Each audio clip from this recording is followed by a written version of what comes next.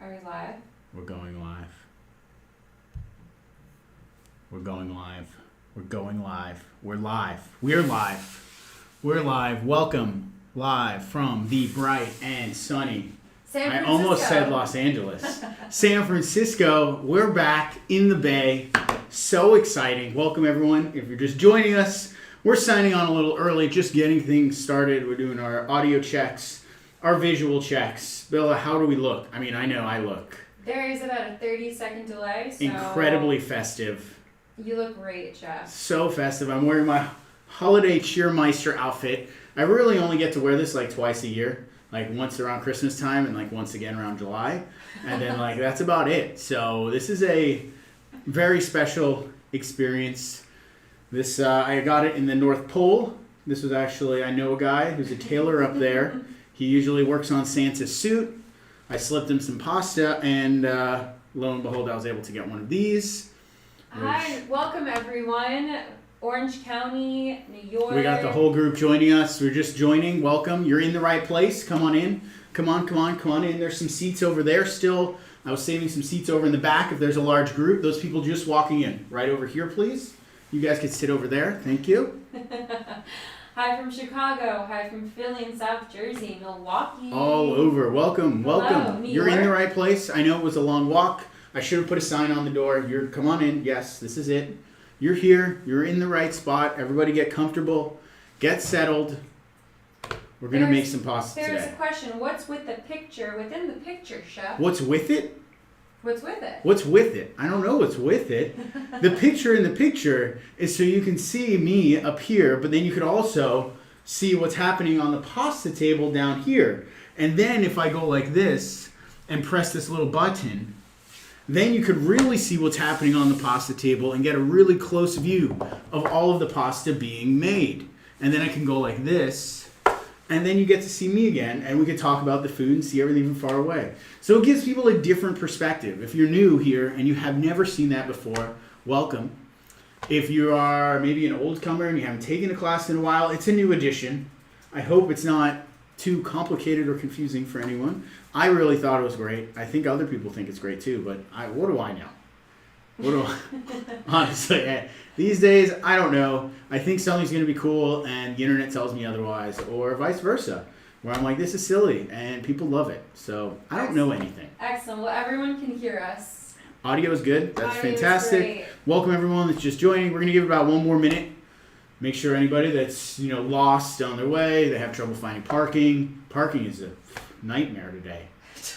Oh, there's like nowhere to park. I should have reserved some spots for everyone, but I apologize. The holiday cheermeister with the dad jokes. Oh, I'm so funny. Welcome everyone. Well, you're in the right place. It is 2:01 p.m., Chef. 2:01 p.m. I think we shall begin, shall we? Shall All right. we begin, everyone? Let's do it. Welcome, everyone. Thank you for being here. If you are just joining us for the very first time, thank you. Welcome. We're in the bright and sunny San Francisco today, bringing pasta to you live. This is a very special live stream today. It is the last live stream of the year. Wow. So exciting. What a crazy year it's been. Glad the year is over. We could put 2020 behind us very soon and focus all on the future. But I am very thankful for all of you and for cooking alongside of me. These days, I don't get to cook for anyone. So this is the closest thing I get to cooking for others, is getting to cook with others. So thank you for allowing me to do that and all of your never-ending support. It really means the world to me. And of course, Sabella, she's here today, as always, in the chat room. It's going to say Joe Sasto, but it's actually her talking and typing. I'm the one over here talking. I don't have really long arms. I couldn't type at the same time. That would be crazy. One other thing. I have 999 subscribers on my YouTube channel right now. Can we get at least one of you to click the subscribe button real quick so we can break that 1K mark, please? Okay, now that that's out of the way, great. Let's get into the class, shall we? This is all being recorded. So if you need to step away, you need to run somewhere else, you can't keep up, things are getting wild, the dog starts barking, I don't know. It doesn't matter. You can hit that pause button. And then you could cook at your own comfortable pace. Maybe you need to leave and you're not even watching this in real time. Don't worry. I'm going to send out a link that has this. It'll be on the internet forever. secretly just for everyone here, and you'll be able to revert to watching this whenever you'd like. So I'm doing that for you. That happens every time in all these classes if you weren't aware. So don't worry about that. This is designed to be somewhat of a cook-along. Almost everything is going to be done in real time. The only thing you needed to have done in advance is to make the dough, which there are videos I provided on the recipe page at the very bottom. One to make it with a machine and one to make it by hand. We're focusing on handmade things today. We're not using any machines, but if you want to still use a machine, that's okay. I'm not there to stop you. And then the other thing is the onion and garlic sofrito for the meatballs. That's just like the first or second, maybe the third step too in the recipe. But I hope, fingers crossed, that was all very clear if you took the time to read those first 2 paragraphs on the recipe page. I know there's a lot of words and reading is very hard, but I try to put more information there than less because I always want more information. That's how I am. And so I apologize if it's way too many words and it's like, oh, Joe, you're killing me with all these words, but I'm sorry. Novel. And I hope you can handle it. We're going to do a little jumping back and forth, working at different parts of the recipes. If you have questions, drop them into the chat room because obviously I can't unmute you or turn on your screen and see you, but you can put your questions in the chat. There's about a minute delay, so don't worry. It's okay if we don't answer them right away. And Bella's going to be monitoring that. So if you ask a question that's about something we're not doing and you're like that student that always reads ahead in the book, that's okay. But I'm not going to answer that question until we get there, just to try to stay on track and to keep everyone focused. And that way there's not like questions from all over the place bouncing around because then it gets really chaotic and I'm just kind of telling stories and getting interrupted and we don't want that, right? No. So if you have a question, please, it doesn't even have to be about this or about pasta. If you have a question about what's my cat's favorite food, I'm more than happy to talk about them. That's what I'm here for. This is our time together, okay? One-on-one. So we're going to start with our meatballs. There's a lot of ways to make meatballs out there, a lot of different ways to get it done, and all of these little variables can make a huge difference in the outcome of the final product. Trust me when I say I've eaten a lot of meatballs in my life, and I've done all of the scientific research for you. At this point, I've almost donated my body to science in the name of meatballs, but that's just me. And so I'm going to share, this is an adaptation of my mom's recipe and a lot of the things that I've learned from working in restaurants and in kitchens and the things that I like best about meatballs. We're going to take our base meatball recipe and give it a little bit of an upgrade, you could say. We're going to stuff them with mozzarella. That's not something I do every day, but it is the holidays. It's the end of the year. Why not? I mean, mozzarella is absolutely delicious, and who doesn't love a good cheese pull? Speaking of cheese pulls, don't forget to take photos throughout. Don't be afraid. Don't be shy. Post it on Instagram. They say that if you don't take photos of the food before you eat it, it doesn't taste as good. I don't know if that's true. Someone says it somewhere. I don't know. But don't be shy. I want to see what everybody's doing out there. It's always fun and inspiring for me. Very inspiring. I love it. Let's get started, all right? So we have our meat in a bowl. We're going to mix everything in one large bowl all together. I'm using a blend of meats. We're going to use ground beef and ground pork. I know a lot of meatball recipes out there also use ground veal. I don't include veal in my recipes simply because veal is usually more expensive. It's usually harder to find, and it's often less fat content. And at the end of the day, fat is flavor. So I'm going with an 80-20 beef, 80-20 ground pork. And then one of the secrets I usually do in the restaurant, because we have it, I know at home it's very rare to have a bunch of charcuterie trim or salumi trim. And what I mean is you have your meat slicer and you're always slicing salami, you're slicing pepperoni, you're slicing prosciutto, you're slicing mortadella, all those Italian cold cuts. And you end up with those end knobs that are very hard to slice. We'll normally save those up. We'll throw them through the meat grinder and then use that as an extra addition of meat, like this flavor umami bomb in here. But obviously we don't all have that at home, so I always like to throw that out there because maybe you do have that at home. And if you do, congratulations. I would grind that up and add it to your meatball mix. 2-hour meatball mix. We're going to have a pretty standard base series of ingredients here. I like parm, grated, ground fine. That adds a huge bit of nuttiness, saltiness, umami. You could add other cheeses as well, but I think parm really does the kick here. I'm using fresh parsley. I like the fresh parsley versus dried parsley because one, it adds a little more greenery for the scenery, adds a really nice herbaceous freshness. Next question someone's going to ask, curly or flat leaf parsley, because I usually always get that question. And honestly, at the end of the day, I could go for either.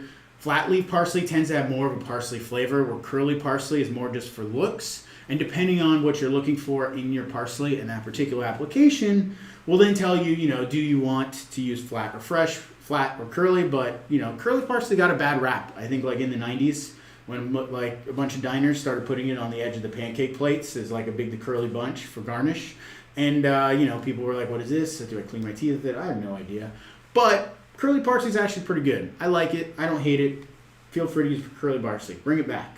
Also to this, was that an emergency? I saw the hand go up. We talked about that the hand goes up. That's like an emergency question. It's not an emergency, but is it fine to double everything if we're doing it for more people? Oh, wow. That's a huge batch of meatballs.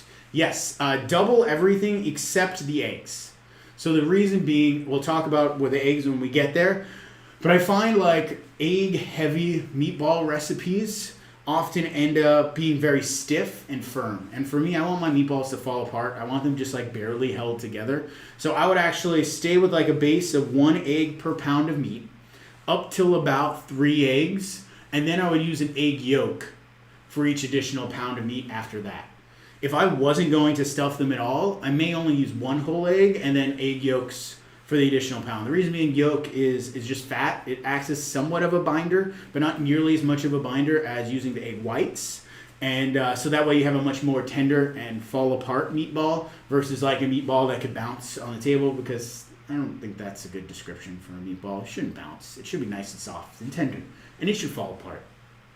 Good question. Also in the bowl, we have Calabrian chili paste. That's like one of my favorite ingredients.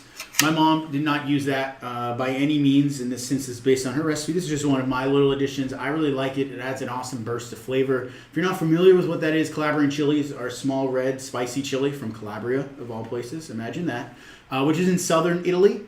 And they come as like whole chilies in oil, and they also come as like a paste in oil. I love it. It's like a refrigerator door condiment that just like is always around in my house. It's great in like salad dressings, marinades, aiolis, meatballs, things like that. So if you're unfamiliar with that, do a little quick Google search, and you'll be very surprised at what you find. Additionally to this, we're going to add our dried herbs. We're going with our dried thyme and dried oregano. We're going to go light on these, comparatively speaking, because there's a lot of herbs and flavors and things going on. And, I want it to be about the meat and about the cheese and not necessarily so much about all those herbs. We'll put more herbs into the sauce, so we're just going to kind of layer and build upon all these flavors. We also have our sofrito mix. So if you've taken any other class with me before, you're very familiar with what a sofrito is. Putting some veggies in a food processor, chopping them up super fine with a little bit of oil to help get it to spin, and then we cook it low and slow until it just about melts down to nothing. And then we have this like super aromatic, flavorful allium paste. And so this is what we're just going to add straight to the meat once it has cooled. Don't add hot onions and garlic to raw meat, otherwise you'll end up cooking it, and that's not good. And we're just going to get all that. I've tested this out. I've weighed all the amounts. I believe you have the amounts in tablespoons and cups as well as grams. I do everything in grams, but that's just me. And then we have our other half of our ingredients. We're going to call these our wet ingredients. So we have our milk, we have our ricotta cheese, our eggs, and our breadcrumbs. You can really use any type of breadcrumbs here. You can use panko, you can use Italian breadcrumbs, you can use sourdough breadcrumbs, you can use homemade breadcrumbs. Just keep in mind the breadcrumbs are going to add a little bit of flavor. So if you're using a flavorful bread like rye bread or whole wheat bread, you'll taste that wheat in the meatball, which is not necessarily a bad thing, just something to keep in mind. And then we're just going to get all of these wet ingredients mixed together, including that milk. And we're making what the French call a panade. I don't know that word in Italian. I only know it French based on like the French restaurants I've worked in. And you do use this a lot like when you're making pâtés or you're making loaves or things like that. And it's pretty much a combination of wet fats and breadcrumbs that you mix together. And this acts as like our binder for our loaf. So in this case, we're making little meat loaf balls, essentially. And so by having a panade, we are keeping these very moist because of the milk and the ricotta cheese. But then the eggs and the breadcrumb are going to act as our binder to hold everything together. And I like to get this all kind of mixed together separately, allowing the breadcrumbs a chance to hydrate so they're not like crispy, crunchy bits in there. And they're all mixed together with all of our wet, and our eggs are homogeneous, so that way we don't have to mix this too much in order to get everything to come together. Make sense? What's a good substitute for Calabrian chili? If you don't have Calabrian chili, perhaps you have like those little chili flake packets, like from the pizza delivery guy, or like that you would like sprinkle on top of spaghetti or something like that. Chili flake is very, very similar. It's like the interior of a chili pepper, just the flakes dried out. You can use that or just omit it entirely. You don't need it in there. It doesn't add like spiciness per se. I just kind of like that added flavor. Any other questions so far? Yeah, is it okay to make the meatballs a day ahead and as well as the sauce? Yes, great question. You can absolutely make everything at least a day ahead. They say, I mean, I don't even know if they say, I would say, that a lot of times meatballs, red sauce, things like that get better after they sit overnight because they kind of infuse together and become one with one another. The only problem you may run into is because of the cheesiness and the cheese center to the meatballs. You may find that like reheating the cheese might not make it as stringy and Instagram worthy on the reheat. So something to consider, maybe just making regular balls and melting cheese on top if you're doing like the next day sort of option with that. But at the same time, the day before is a good move because sitting overnight definitely does a huge flavor impact for everything. And then did the eggs go in the ricotta / breadcrumbs? Yes, eggs, ricotta, breadcrumbs, all together. This is our wet mix and milk. Mix. To our egg cheesy mix we have going on over here, I'm going to season this because it's wet and it's loose. So a little bit of black pepper and a little bit of salt. And the reason why I'm putting all my seasoning in here is because it's going to get much easier to mix this wet stuff and get the seasoning evenly dispersed through this whole mix over here than if I just try to put salt on this side. So just thinking that like wetness spreads and seasoning will kind of permeate through everything more evenly in a wet mixture than over here in our dry mix. And then we're just gonna bring the two together, right? So we have our meatball mix, we have all of our wet panade going in.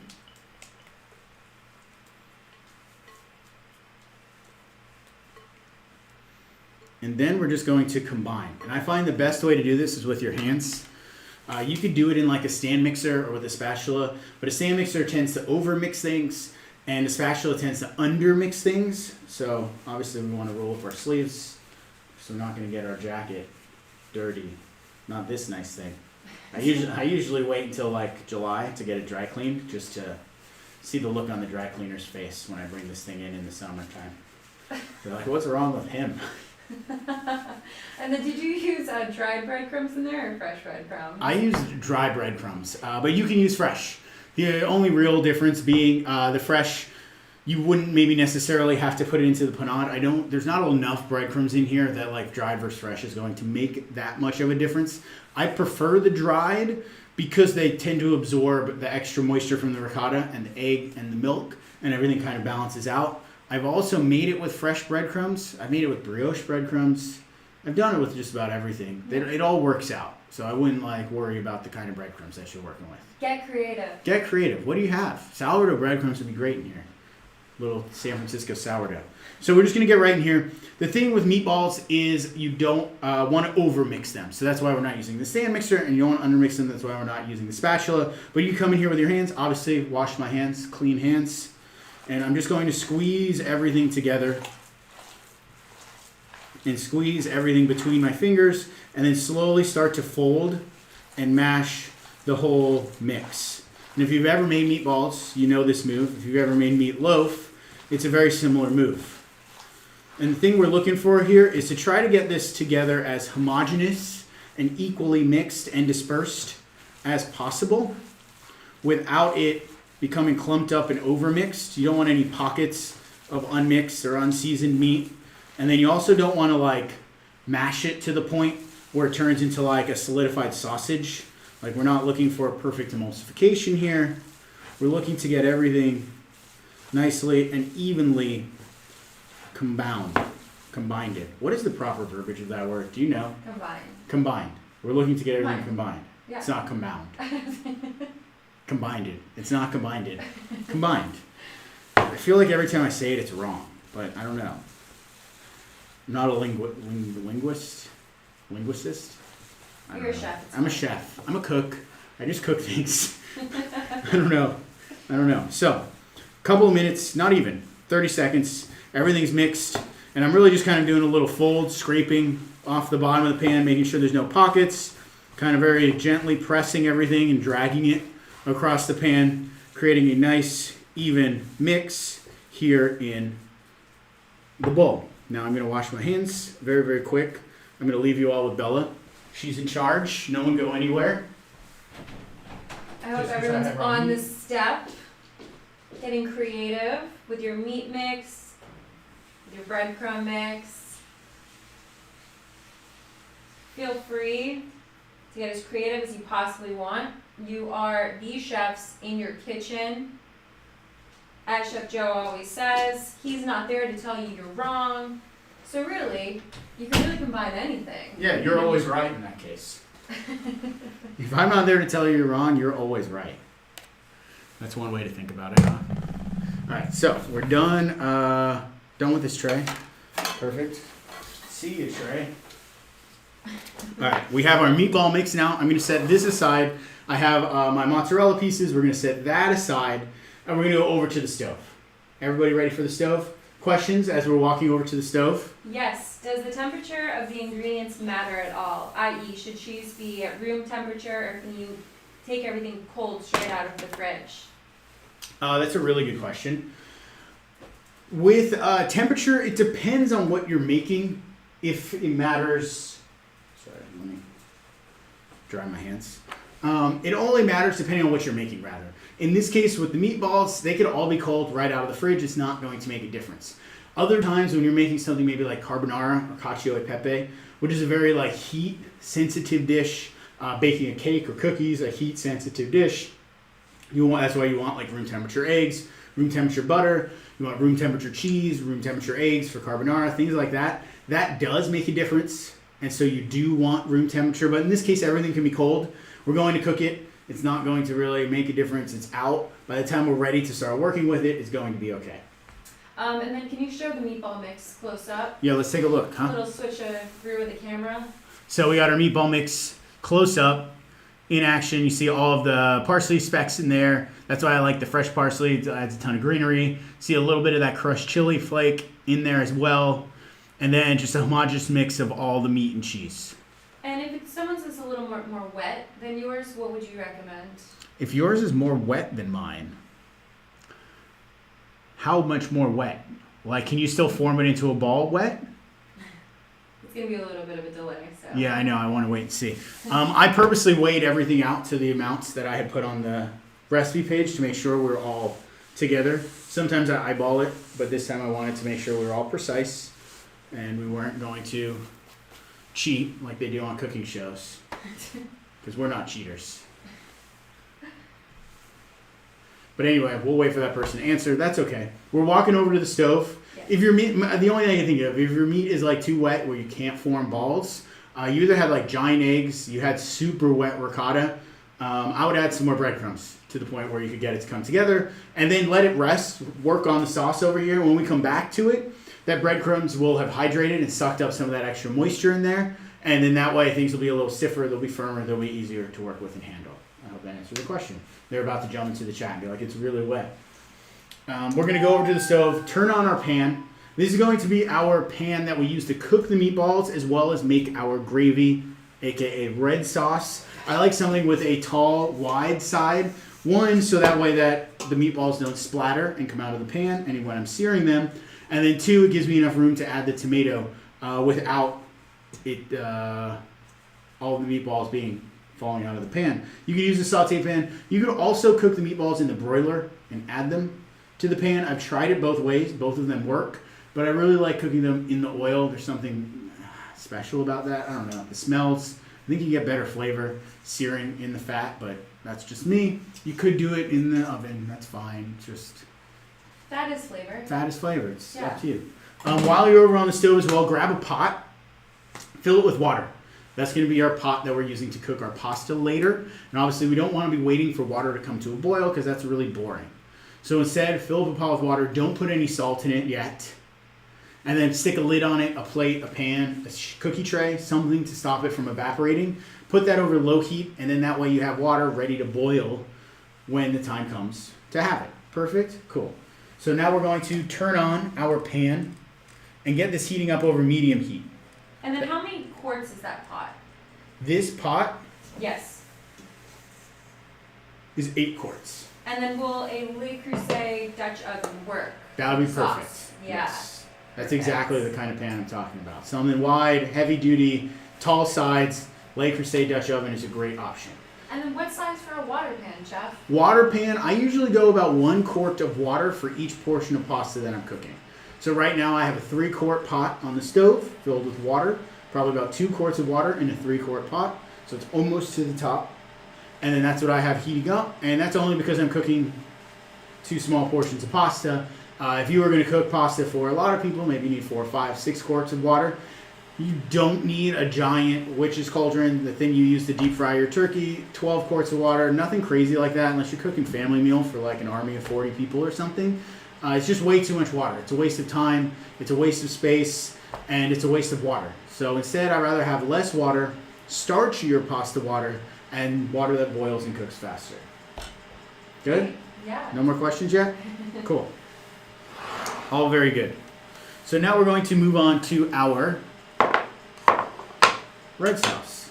So the red sauce, we have our pan heating up here over medium heat.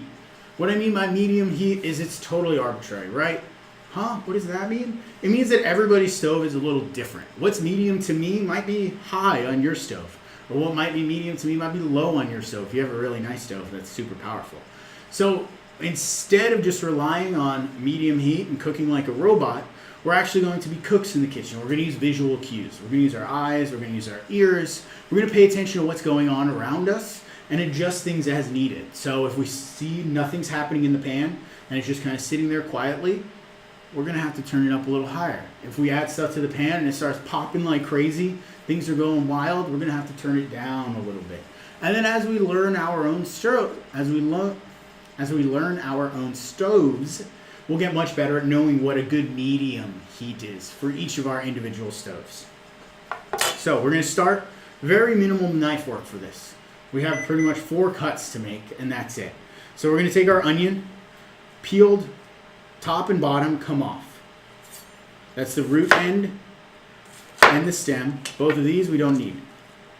We can set these aside. And then we have our onion. I always like to cut on the flat side because it's easier. It doesn't roll around than trying to cut and split it open on the rounded side. We have our 2 halves now, split in half. Lay those out on the flat side once again. And then coming up here, we only need to make 2 or 3 cuts depending on how big our onions are. So what I mean by that is we're going for half moons, about the size or width of our finger. So my finger is about that wide, and that's about how wide I went on these half moon cuts. And it's important we cut our onions thick like this. We're not looking for a dice, we're not looking for a slice. We're looking for thick cut onions because it's part of the whole sauce technique, and you'll see why as we start making it and it all comes together. To our pan over here, we're going to add olive oil. The amount on the recipe I think says maybe a 1/4 cup to a 1/2 cup or a 1/2 cup to a full cup. And the reason why it's such a huge range is because it's going to depend on how big of a pan and how wide of a pan that you chose, as well as how much oil the meatballs tend to soak up as they're cooking. So this recipe, it may seem like a lot of oil, but tomato sauce is essentially fat-free. So we want to add some fat, we want to add some unctuousness, we want to add some flavor, and build a really rich, intense gravy that's going to pair with our sauce and our meatballs and everything we have going on. So we'll start by adding all of our olive oil to the pan. I like using olive oil here. Not canola oil, not grapeseed oil, not coconut oil. I like the flavor of olive oil. I'm using a nice olive oil because a lot of it's going in here and you want it to taste good. And plus, if you've never fried meatballs or chicken cutlets or cooked in olive oil, it adds an incredible flavor. One of my favorite things is like pancakes. fried in olive oil. You're like, what? You can do that? Yeah, you can do that, and it's delicious. So we're going a nice, even layer of olive oil down in the bottom of the pan. We're looking at like a centimeter in there, like a good. You could see the oil. Look, you can see the oil in the pan, right? It's in there. We're swirling and whirling around.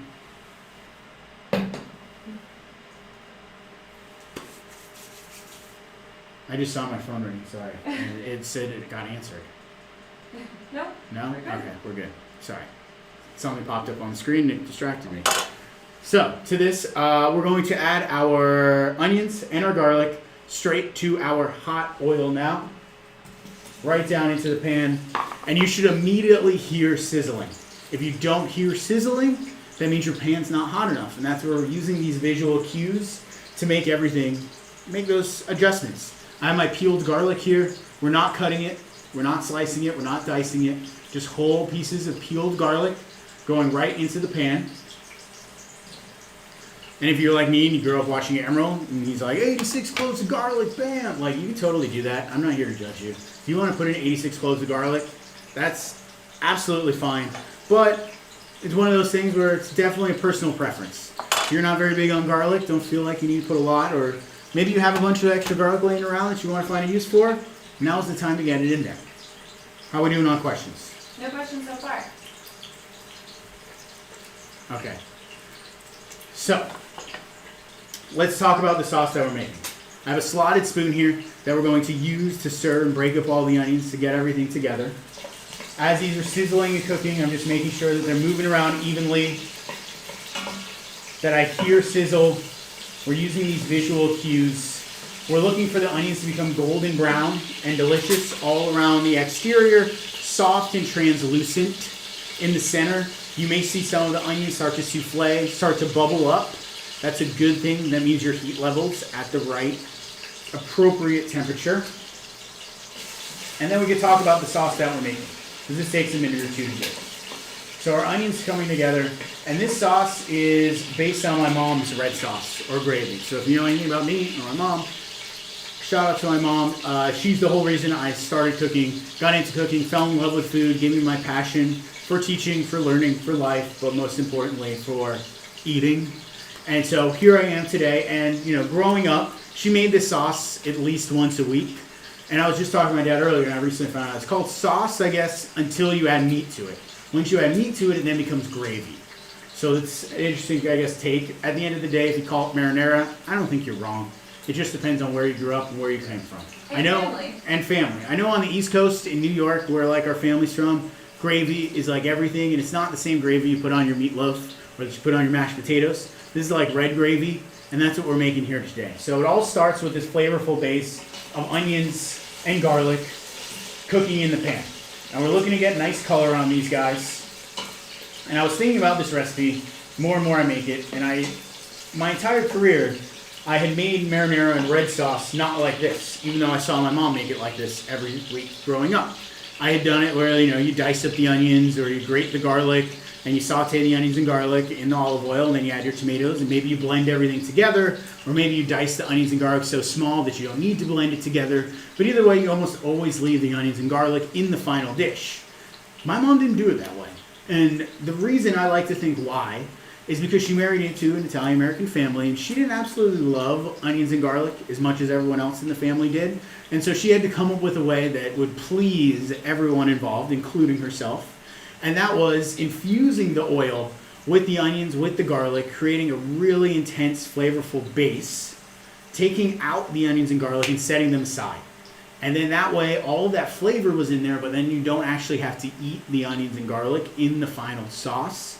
And it creates a really unique type of sauce or gravy that really lets the tomatoes shine, instead of the onion and garlic being at the forefront, giving you that texture and that bite in every single chew. So it's a super unique way of doing it. If you've never done it this way, I highly recommend you try it before you go off and do your own version, or you just grab a jar of sauce from your cabinet. Give it a whirl, okay? That's all I'm asking. Just give it a whirl. And then, Chef, will you be searing the sausages in the oil after the onions are out of the oil, or is it done in a separate pan? you're doing it in the oil after the onions are out of the oil. Yes. So we'll get to that. If you end up having sausages, then you're making like a real meat gravy. I'm not going sausage. I put optional on there because we have these meatballs to focus on. But when we start searing the meatballs, you would also then sear the sausages. Or then you could sear the pig's feet, you could sear the pork neck, you could sear like the beef cheeks, whatever other meat you're putting in there. My mom would sometimes do all of it depending on the occasion. Sometimes she would just do the meatballs. Either way, it was always gravy as long as you had some sort of meat in there. And so whatever you happen to have, you can totally double up, triple up, double down, whatever it is that you want to do. But yes, you'll do that after all the onions and garlic come out of the pan. And these are getting very close. It should be super aromatic and fragrant. Smells so good. This was like the smell of our house growing up. So much like nostalgic and memories that come from smelling onions and garlic in olive oil, sizzling away. And don't be afraid to adjust the temperature.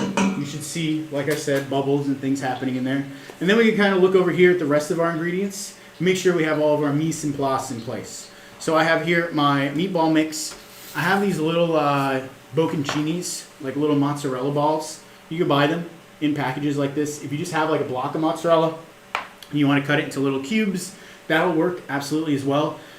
It'd be harder to use shredded mozzarella like from the bag. You could totally do it and kind of like try to like grab, squeeze together a shred bunch to put inside the meatballs, but it's a lot of extra work. I would maybe just, if you have shredded, dust it on top and let it melt over the whole dish. That's what I would do.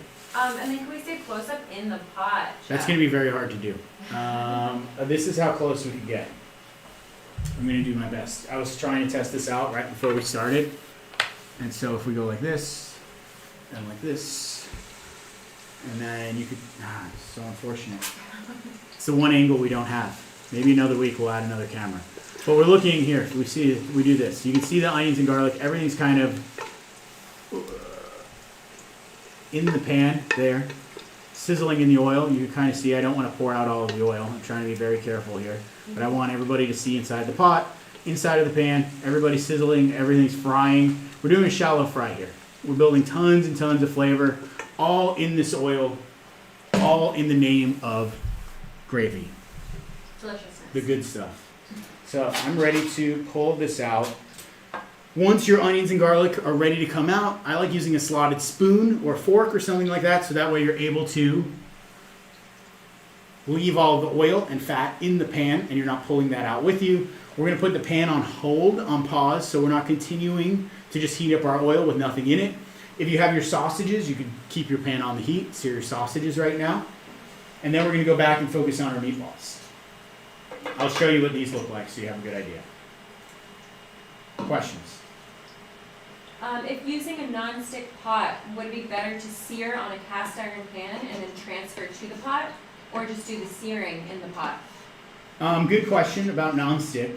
I think there's a lot of like misconceived notions that you can't sear a non-stick, and that's just not true. You can absolutely sear a non-stick. There's no reason you have to break out your cast iron pan in order to sear.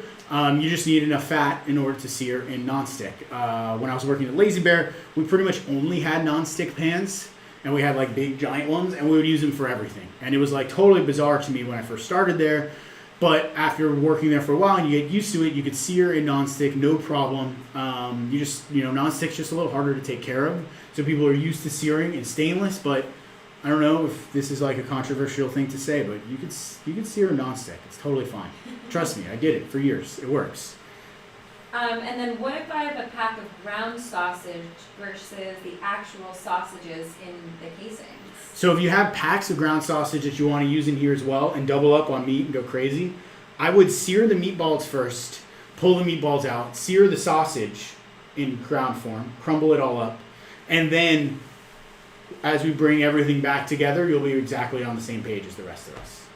I wish I was there with you. That sounds like the ultimate meat lover's pot of gravy. Delicious. Sausage, meatballs, all the good stuff. So take a look here. We'll go in real close for a second. We're looking at golden brown around the edges, soft and translucent. A nice soft, tender pile of caramelized onions. And the thing growing up, this was like kitchen snacks 101. Like my mom would leave this next to the pot of gravy all day, and like whether we came back from playing outside or wherever it was, and we were like, we wanted dinner, but dinner wasn't ready yet. It was like you rip off a piece of Italian bread, you grab a handful of the onions and garlic, and then that was like your snack, waiting for dinner to be ready. And people just like in and out of the kitchen all day long, snacking on the onions and garlic, and my mom didn't even have to touch it, worry about it, do anything with it. If you're not so adventurous or that sounds weird to you, this works really well in like omelets. You could use it in a scramble. You could use it as a base for rice the next time you're doing pot roast or something. You could stick it in the freezer, use it as a base for your soup. I've even gone as far as blending this with like a little bit of Dijon, some lemon juice, turning it into like a caramelized onion vinaigrette. Doesn't that sound good? That sounds great. So don't let this go to waste. Just because it's not going back into the sauce doesn't mean it needs to go to the compost bin. But you know what? I'm going to say it. You could add it back to the sauce and just don't tell me. And then that's totally on you. But I recommend you try it without it. I'm just saying it, okay? All right, so now we're over here. Time to make our meatballs. I'm going to have a landing tray over here for the balls. And we're going to go pretty simple scooping method. I like using a cookie scoop. This is a 18-inch stainless steel. Where's the number? I don't know what size this is. I want to say this is a 2-ounce scoop. I believe this is a 2-ounce scoop. I don't have my scale in front of me. But you know what? The size doesn't really matter. Because even if you don't have a scoop, you're just scooping and you're looking for even consistency. And I like this because it allows me to go fast, especially when I'm cooking and teaching. And I'm like one of those people that kind of thrives on everything being consistent and really nice and perfect. So that's why I like using a scoop. But if you just want to grab balls of meat and have a nice even amount, divide them all up first, and then come back over through them. That totally works as well. My grandmother didn't use a scoop and they were Yeah, my mom never used a scoop either. Like, this is totally me being overcomplicating things. Going a little modern on everyone, I guess you could say. A little chefy in Yeah, everyone. chefy. Ugh, that's chefy and chefy again. Ridiculous. All right, I'm going to set the rest of this aside. Just because I don't have this much space right here, and I will do those later. Meatball mix also freezes very well, so if you want to make a bunch of mix, freeze it, save it for like a rainy day when you're like, God, I wish I had meatballs. You'll have meatballs in the freezer. Recommend it. We're highly recommended. So now I have my my pre-scooped balls here. Now I'm going to come in with my mozzarella. So I like doing it with my hands, obviously. Gloves make this a little harder. I know gloves seem like a clean way to do things, and it is, but at the end of the day, the gloves tend to be sticky sometimes when you're working with raw meat, versus if you use your hands, it's not as hard to handle. So I just come in, start to press the ball patty down. I'll take my cheese, I'll place it right into the center of the ball, fold and scoop that exterior all the way around, and then crimp and seal. And there's a couple of things I'm looking on and focusing on here as I'm doing this, and I'll show you. I'll point them out. So you could kind of tell where that ball of cheese ends up in the piece of meat. You don't want it too close to any of the edges. You really want to try to land it right in the center of our meatball. And then as you're rolling and rounding, you want to try to smooth out that whole exterior so that you don't have any cracks forming. Because as this cooks, if you have cracks, those cracks are going to split open and become seams. And then if you have seams, those are going to get in the way of your meatballs staying nice and cheesy and whole all the way through. So these are pretty easy once you find a nice little rhythm. And making meatballs is like, man, I can't even remember how many meatballs my mom would always get me and my brothers involved in making meatballs whenever it was time, because it was never like she just made like meatballs for one dinner. It was like meatballs for the week, meatballs for the freezer, meatballs for the neighbors. So it was like never just a small batch of meatballs. There was always a ton of meatballs to be made. And so I get pretty good at making meatballs. Did you make a lot of meatballs or eat meatballs growing up? I had a ton of meatballs. My little Italian grandmother in Brooklyn used to put us all to work. You would put My 7 cousins. meatballs are a great thing, I guess, for kids to do, right? A good way to trick them into thinking they're helping. I guess they're kind of helping. And then me and my brothers would always get it silly with it and like try to make like designs or stick figures out of meatballs, and then like drop like the stick figure man of meat into the pot and see who got it later. Rarely would he ever like hold together. Normally it would just be like falling apart pieces of meatball. I guess that's what boys do when you have boys. I think so too. If you want to do a little slow-mo, really close up, Yeah, just show let's get a little the- close up here. Yeah. So ball goes in the center. I flatten the thing out so that way I'm putting it in the actual center and most of the meat is here all the way around the sides. I'm scooping the edges up and kind of inverting my hand, creating a little bit of a cup here. And then I'm bringing and pressing everything up around. And I'm kind of doing this like pinching, sealing motion, kind of rubbing, creating a nice, even, flat seal, so that way everything's nice and smooth all the way around and there's no room for breakage. Great Just a couple technique. more here. Yeah, just, I've done this once or twice. I hope everyone else is And on you know, this yeah, stuff if too. you're not going to stuff your meatballs with cheese, you totally do the same move here, but you just don't stuff them. I always like to, whether I'm making like hamburger patties or meatballs, I think making sure things are nice and smooth all the way around and you don't have any cracks in your ball are very important, because all those cracks tend to, like, as things cook, meat expands, right? And some of it starts to shrink up and pull on itself, and you'll end up having a piece of meat that then becomes like kind of broken open. A lot of that fat flavor might leach out. They sometimes maybe get a little dry. You don't want that. Could you stuff them with any other cheese other than mozzarella? Oh, wow. Yes, absolutely. I mean, that'd be really weird if I said no. And I was like, no. You Absolutely can only not. use mozzarella, otherwise you can't do it. Yeah, you could use any cheese you want. I mean, you could use cream cheese, you could use feta cheese, you could do like lamb meatballs, stuffed with feta cheese, you could do pork meatballs with barbecue spice, stuffed with cheddar, braise them in like barbecue sauce instead of tomato gravy. You could do anything, yes, absolutely. Any type of cheese, whatever your little heart desires. That's where you get to make those game time decisions. Call an audible. This is all the sports lingo. Sports ball talk. Call an audible, make those game time decisions, and use whatever cheese that you want. 1,000%. And if you're using a different cheese, I want to know about it, because I'm very curious where your creativity is going on that one. Right? Like, what do you have in mind? I want to know now. Someone said I squeeze my hand and scoop with a spoon. That's great. Yeah, 1,000%. There's definitely more than one way to scoop and make a meatball. We're focusing more, I guess, on the idea of all of these mix-ins. Some of those ratios. To me, the biggest, I think, profound addition to this meatball mix was the use of ricotta. Most meatball mixes you find in recipes don't have ricotta cheese in them. And I think that's what makes this one extra special. Keeps things really moist. It has a really awesome flavor. And it doesn't dry things out. And you're kind of adding all of this extraness to the meatball without anyone really knowing it's there. Like, you're not going to eat these and be like, oh, there's ricotta in here. Bummer. Yeah, right? Oh, did you put ricotta inside these? I'm going to go wash my hands one more time. Bella's going to be in charge again. I hope we have. If you have any questions, now's a good time to type in the chat. I'll answer them. She doesn't have to answer them. I hope we have some furry friends cooking along today as well.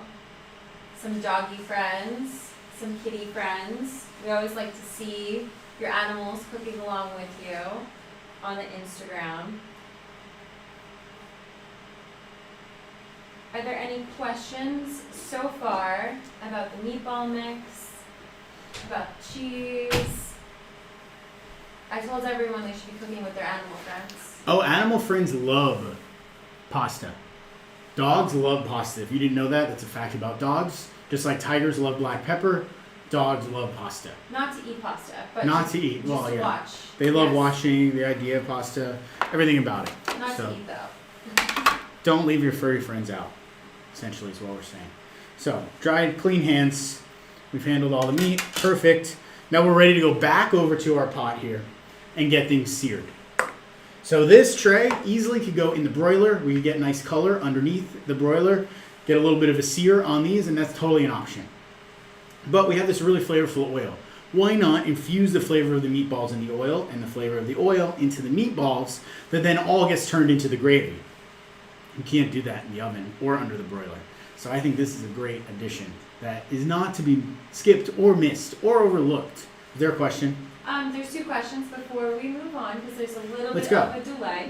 Yeah. How many does the recipe end up making? The recipe ends up making, what do I have here? 9, 12. Whoa. Is that a ghost? That was weird. Little mozzarella. I'll scoop the rest of these and I'll let you know. So that's 1, 2, 3, 4, 5. About 17, maybe 18 meatballs. Depending On the size. So, I mean, that's tricky. Because in theory, it could make 1 meatball. It would be huge. But you could make 1 meatball. You could, possibly. And so for me to say 18 could be misleading when really the recipe could make 1. So it just depends, I guess, on how big of a meatball you want to make. These size, you get about 18. And these are about 2 or 3 ounces, give or take. Will you open the window because I don't want it to get Absolutely. too steamy in here? If we are freezing, should we cook first or just freeze uncooked? If you're freezing, I would cook first. I would cook and sear. And then you could freeze once they're seared, just so they're like held together a little more, versus trying to versus trying to freeze them like this might kind of make them hard to defrost and things might kind of just like fall apart. Versus searing them, getting them partially cooked, and then freezing them would be the way to go, unless you're just going to leave them in like meat patty form in a vacuum seal bag like I like to do. So you can kind of go either way. In ball form like this, I would not freeze them here. And then can you replace the ricotta in the wet base with creme fraiche or sour cream? I guess you could. I haven't. I'm trying to think about that answer. Yeah, you 1000% could. It probably would be about the same amount. You might want to go a little less because creme fraiche and sour cream are both a little wetter than ricotta. So it might end up with a wetter mix or wetter ball. But you absolutely could. That would be delicious. The flavor profile would totally work. The tanginess would be great. It would add wonderful moisture. You just would need to play around with the amount. Good question. And if you put the sausage in the oil, do you still put the meatballs with them? Yes, but separately. Don't overcrowd your pan. So we kicked our heat all the way back up. We're on high heat now. Our oil is just rippling, almost smoking. And it's important that we have a hot pan. If we try to sear meatballs in a pan that's not hot and not oil rippling, what's going to end up happening is your meatballs are going to stick and they're going to rip apart. And obviously we don't want that. So we're just going to take all of our balls. And if you're doing like sausage in the casing, you can do the meatballs first or the sausage first. It doesn't matter. If you're doing sausage or meat out of the casing, you want to do the meatballs first, pull the meatballs out, then do the sausage out of the casing. Then you add everything back into the pan when we start putting in the rest of these ingredients. Does that make sense? Did I answer that question? I think, yeah. I want to make sure. Yeah. Okay, so our meatballs are going in the pan here, very gently with them. They're still gentle. There's not a lot of breadcrumb in here. There's not a lot of egg in here. So they're not like, I want to say, the sturdiest of meatballs, which is exactly what I'm going for. You know, if you want a very sturdy meatball that you could throw around, bounce on the table, this is not the recipe for you. These recipes are these meatballs are very delicate. They're very tender. They fall apart, all by design. Should you add more oil? If you put enough oil in the pan earlier, you shouldn't need to add more oil. So like I said, I had about a good centimeter of oil down in the bottom of the pan. If when you drained your onions and garlic out, you took most of the oil with it, then yes, you're going to need more oil in the pan. But I have a good, about a quarter inch is probably easier to understand than a centimeter. A quarter inch of oil down in the bottom of the pan. So these are like shallow frying, just like my onions and garlic did. If we had our oil pan on low, how long will it take to reheat? I don't know the answer to that. It's going to depend on the power of your stove, the size of your pan. That's where we have to like rely on visual cues. So like look at the oil. Is it smoking? You could swirl the pan around. Does the oil ripple and move quickly, almost like there's water in the pan? Or does it move slowly and viscous, almost like there's like maple syrup? That means the oil is not hot yet. Versus you see those ripples, you see a sheen. Those are signs that your oil is hot and it's ready to use. And if you add one meatball and you don't hear any sears or sizzles, pull out that meatball quick, your pan's not hot enough. You still save it, make an adjustment, and wait for it to sear. And then if we end up baking some of our meatballs, can't quite get them all in our pan, How long should we cook them for? At what temp? So if you want to bake some of them and sear some of them and do a little side by side, that's totally an option. Or you can 1000% do this in batches. You don't need to do this all in one batch. So if your meatballs, only 5 meatballs fit in your pan, you can sear 5, pull them out, maybe add a little more oil because the meatballs will absorb some of that oil, and then sear the next 5, then pull those out, maybe add a little more oil. And that's why I wrote the recipe all the way up to like a cup of oil, because you may use a lot of oil depending on, you know, the size of your pot and how many times you're searing things. A lot of variables. We're using these visual cues rather than focusing in just on the recipe as written. So once you see this last one's not going to fit in there for me, that's okay. Once you're able to sneak under the meatball with a spoon, and I wish you could see, but I don't think you're going to be able to. We'll try. Let's see what happens.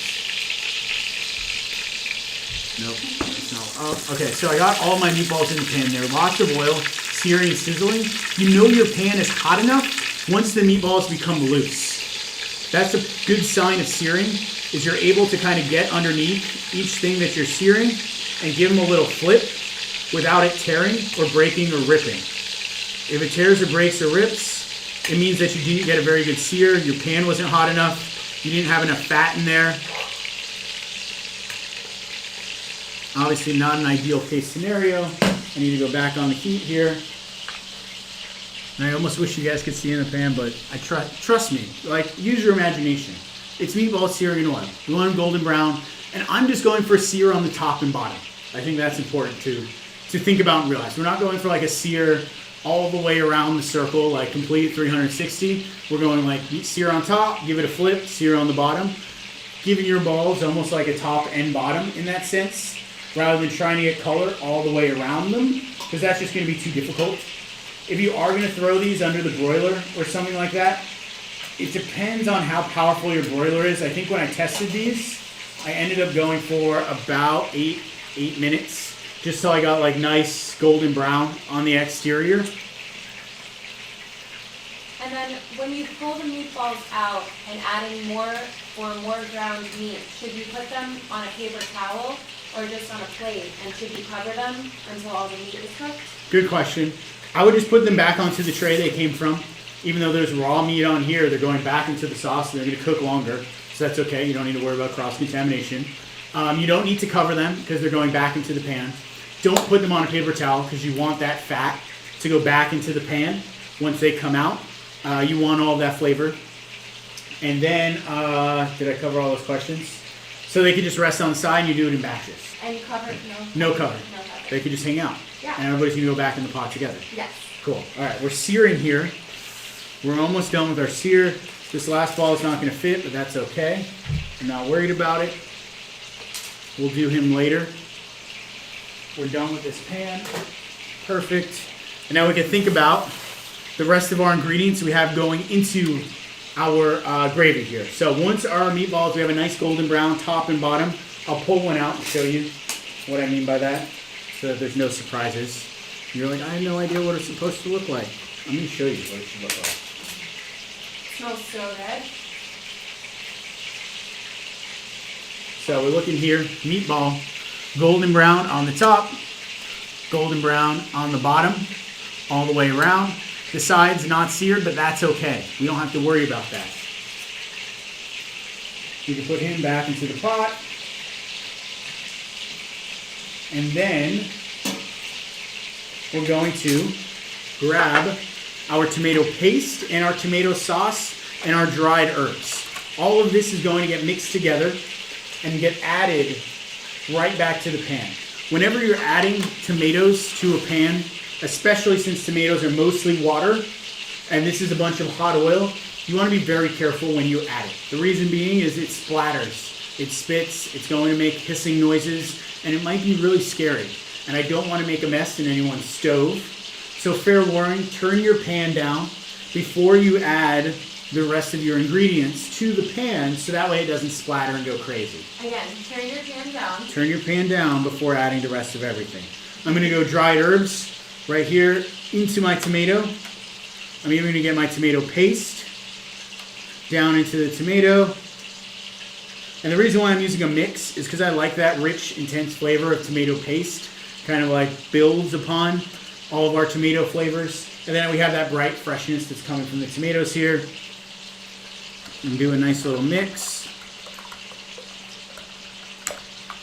Make sure everything's well combined. My pan is cooled down now, so I'm not adding tomatoes to a ripping hot pan. We don't want anything to splatter this.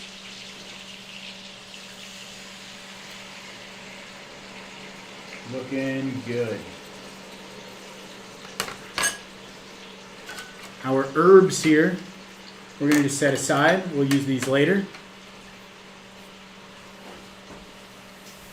If someone's meatballs are disintegrating, what do you recommend?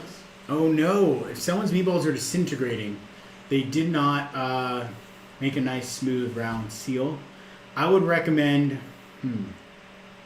that's tough. I would almost like try to abort mission to the point where it's like I would try to scoop the cheese out of the meatballs and just then go with gravy. And next time then you know you need to form your balls a little nicer. And that way they'll hold together. It could have been too, you didn't have enough meat on the outside to the ratio of cheese you put on the inside. And so that way there just wasn't enough meat to hold the ball together. This could have been another option. But it's okay. You could save it. It's not the end of the world. It's still going to be delicious. It's still going to be good. You're going to be okay. Yeah. Don't stress out. That's rule number 1. Don't stress out, okay? Instead, pull out what you can. If you still have any meat or balls that you haven't used, I would reform them. Make sure they're nice and tight and round. Make sure you have a nice amount of meat on the exterior. You saw the ones that I did. I think were a great example of meat to cheese ratio. And then making sure your pan was hot enough that the meat actually seared and didn't just kind of disintegrate as soon as it hit the pan. So there were a couple places that could have gone wrong, but that's why we talked about all those little things you were looking for before we started to cook. I'm going to give this a nice little swirl just to bring everybody together. And then we're going to go over low heat here. And we're just going to let this simmer. We're going to let it hang out. We're going to let it work its magic, right? We have plenty of salt and flavor in the meatballs. I don't think we need to add salt to the tomato sauce. I like to give it a little tasty taste and see. You know, it's always good to taste and season as you work. Sometimes I like to add a little bit of sugar, usually depending on the brand of tomatoes that I'm using. Most of the time when I use Bianca di Napoli's, they're so delicious. I don't ever have to add any sugar. Sometimes if I'm using another brand because I couldn't find my Biancas, I'll have to add a little bit of sugar. It sounds weird. It's not. Think of it like, you know, you add salt to cookies or cakes to make them taste sweeter. Sometimes you need to add sugar to savory things in order to bring out that savoriness that they have. About how much sugar do you usually add, and how about white wine? So I don't add white wine to my tomato sauce recipes unless I want that wine flavor. And in this case, I don't want that wine flavor. I want it to be about the tomatoes. I want it to be about the meatballs. And I don't want that acidity that comes from wine. I don't think it needs it. And that's not, you know, what I would normally use in a case like this.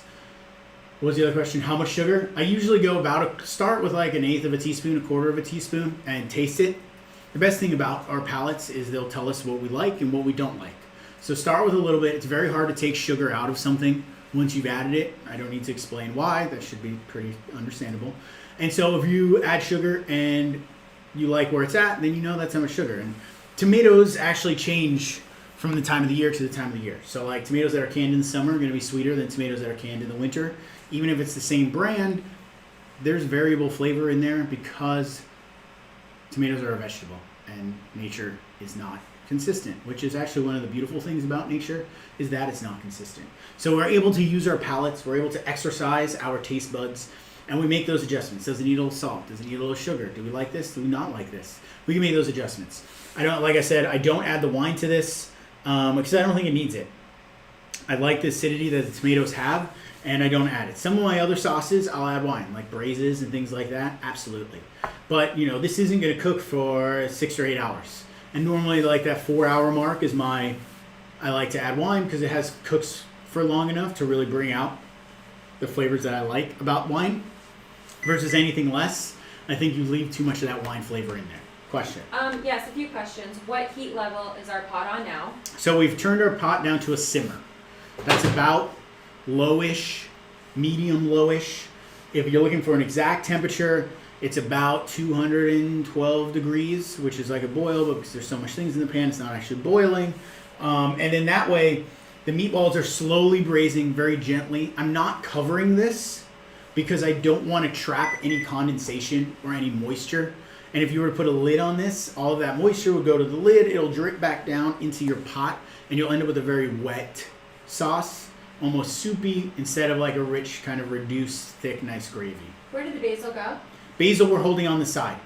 We add the basil right at the end as we're kind of stirring everything together, and just use that last residual heat of the pan and the pot and the tomato sauce to infuse everything with the basil. When should we have added our loose Italian sausage? Pre or post tomatoes? Can you add Italian sausage now? Now is the time you add your Italian sausage. So sausage has been seared, tomatoes in the pan, everybody in the pot. You could add your hard-boiled eggs, you could add your sausage. Now you add whatever you want to the pot, and everything's going to simmer very gently all together. Wait, are our meatballs in with the sauce? Everything is in the pot. Yes. Yes. Meatballs never came out unless you had to do batches, in which case now everybody goes back into the pot. Yes. I'll give it I know there's a delay, so And I'm then going to give for it a second. Bianco di Napoli, that's crushed tomatoes? Crushed tomatoes. Yes. Bianco di Napoli is a brand Mm-hmm. produced here in California. They're San Marzano tomatoes grown in California.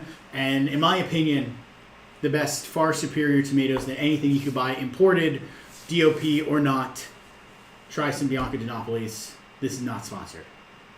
No.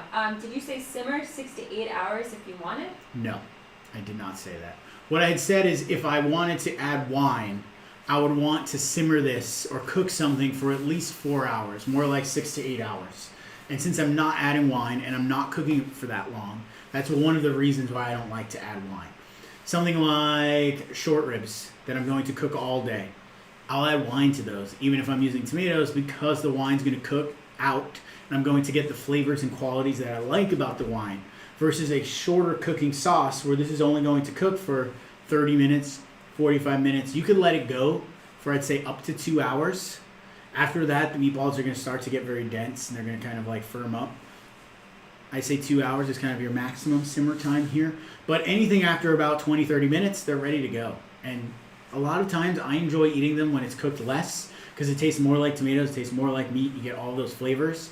And versus letting it cook all day unattended, sometimes, things get forgotten about. Just because you're cooking it longer doesn't make it better. I know, I'm sorry, Grandma. Grandma would leave it on all day, but I would often come over and sneak out meatballs before they were done all day.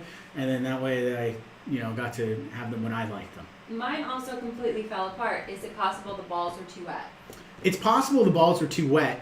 I'm trying to think what other variables there could have been. Because I did this recipe twice.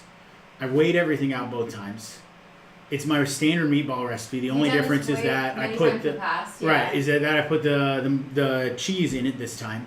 The only thing I can think of is that you didn't press them hard enough. They were too wet. Your pan wasn't hot enough, which is a huge problem I often see. If your pan's not hot enough, they're just going to stick to the bottom of the pan. When you try to move them, they're going to break apart, which is obviously unfortunate. And was that just 1 28-ounce can of the tomato? That was just 1 28th can of the tomato. And it look, you can take a look. It doesn't totally cover the balls. You can kind of see down in there. It just comes to the top of the meatballs, which is exactly what we're looking for. They don't need to be like bobbing and weaving.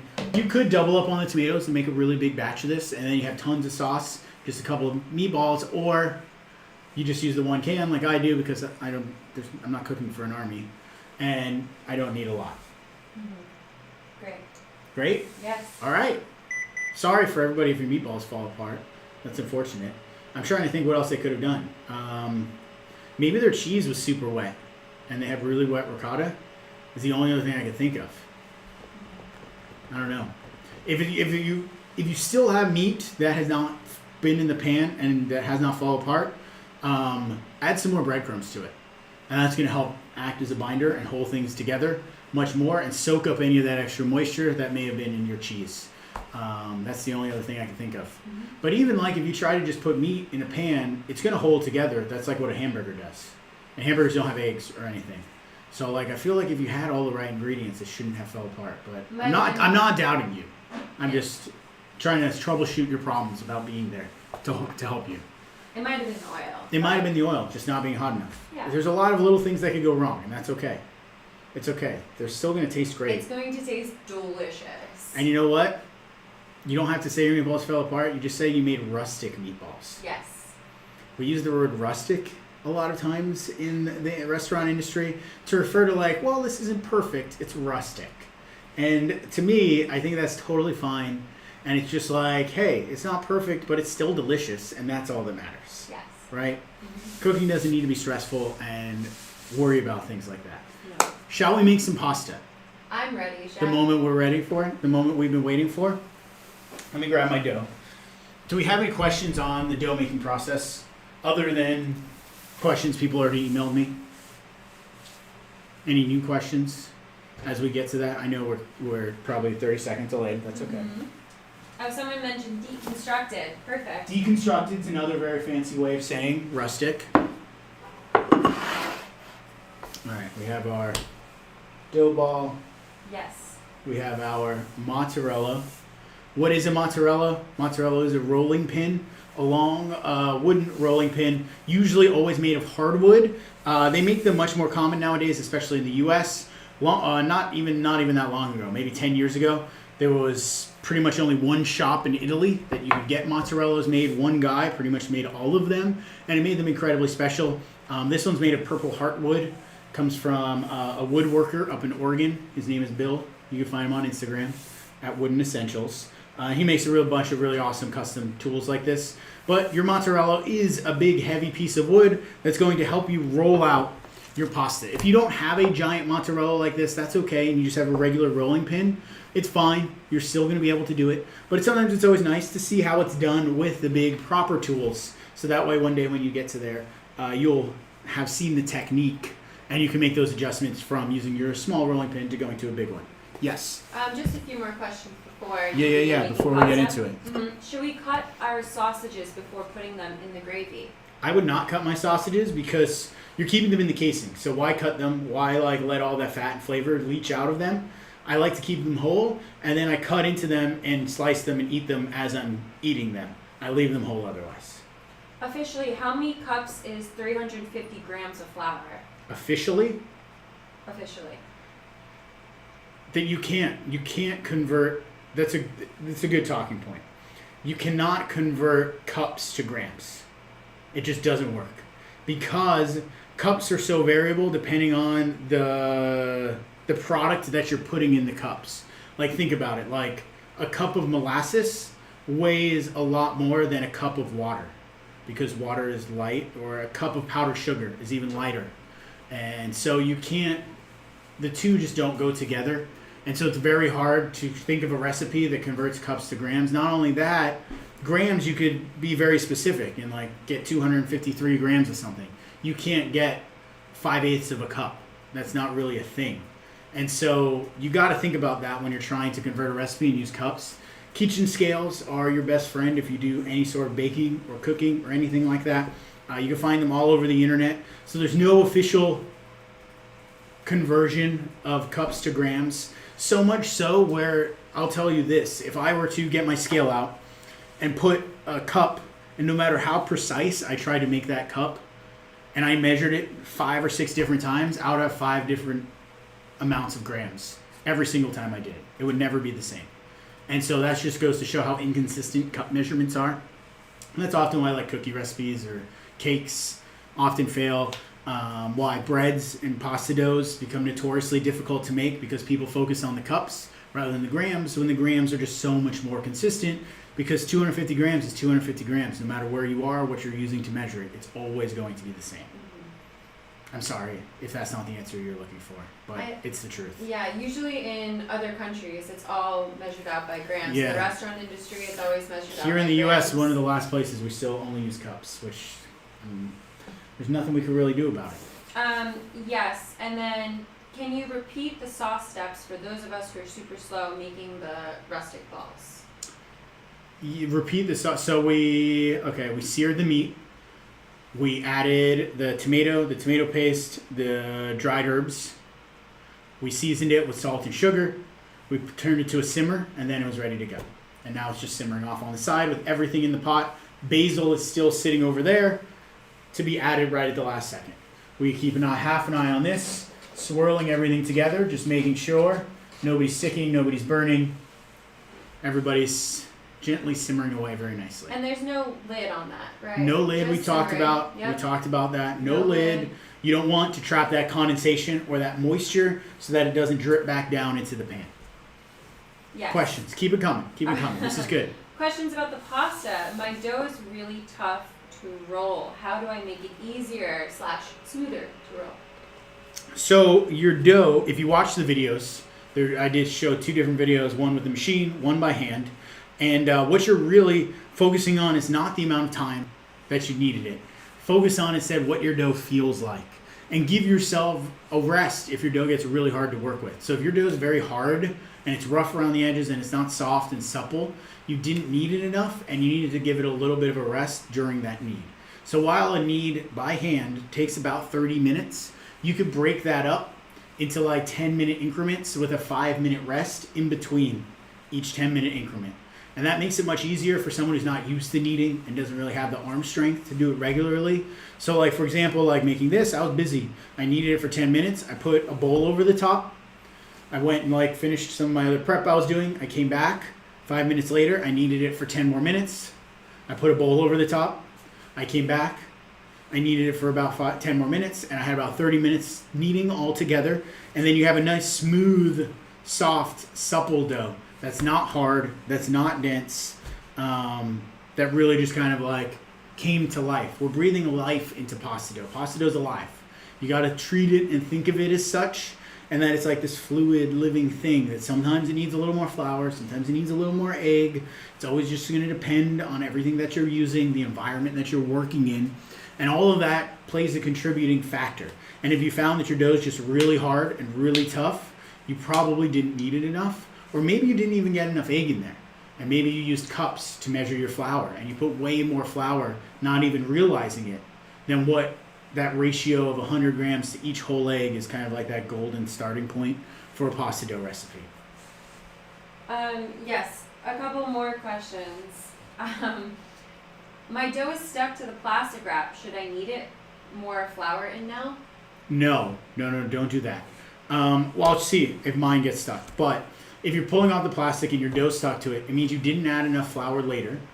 Or, I'm sorry, you didn't add enough flour earlier. But don't try to knead in more flour now, because then think of it like this. You have flour that has been kneaded, it's been hydrated, it's been developed, and it's rested, all in here already. If you're to introduce new flour now, that's going to be a totally different level of hydration, developed, kneadedness, all of those things that you've already done.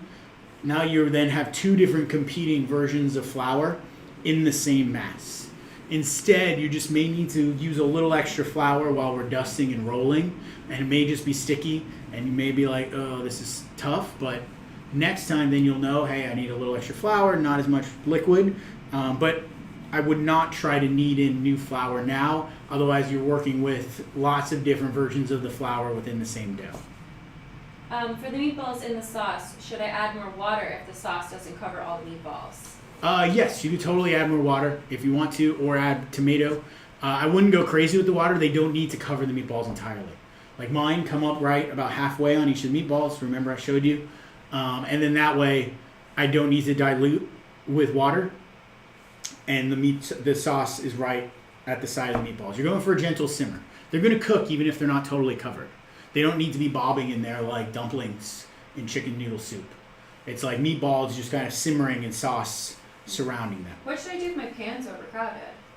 If your pan's overcrowded, you could go 2 pans. That's one option. You could get a bigger pan, but if that's the biggest pan you have, you can cook it in batches. You can make some now. Put the other half in the fridge, make the other half tomorrow. You can use 3 pans. You can, am I missing anything? I would go with 2 or 3 pans. 2 or 3 pans.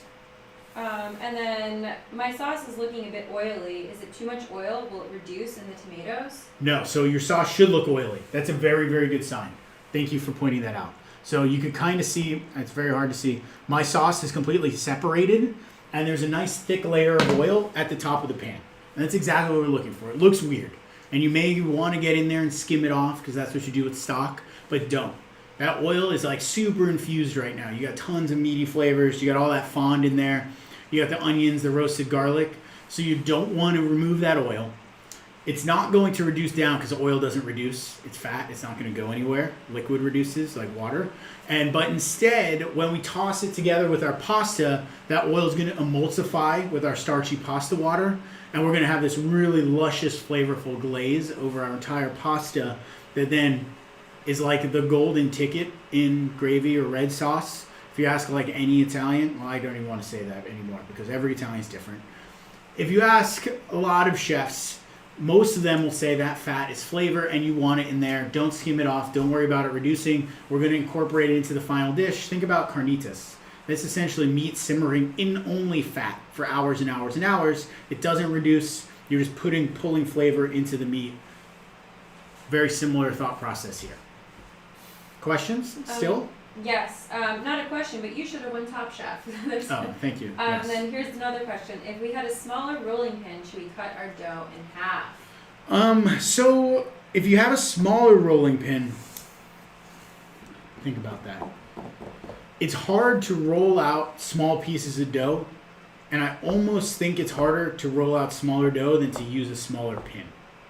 The reason being is a small pin, you can still maneuver and work on the whole piece of dough, versus a small piece of dough becomes very hard to stretch and work with.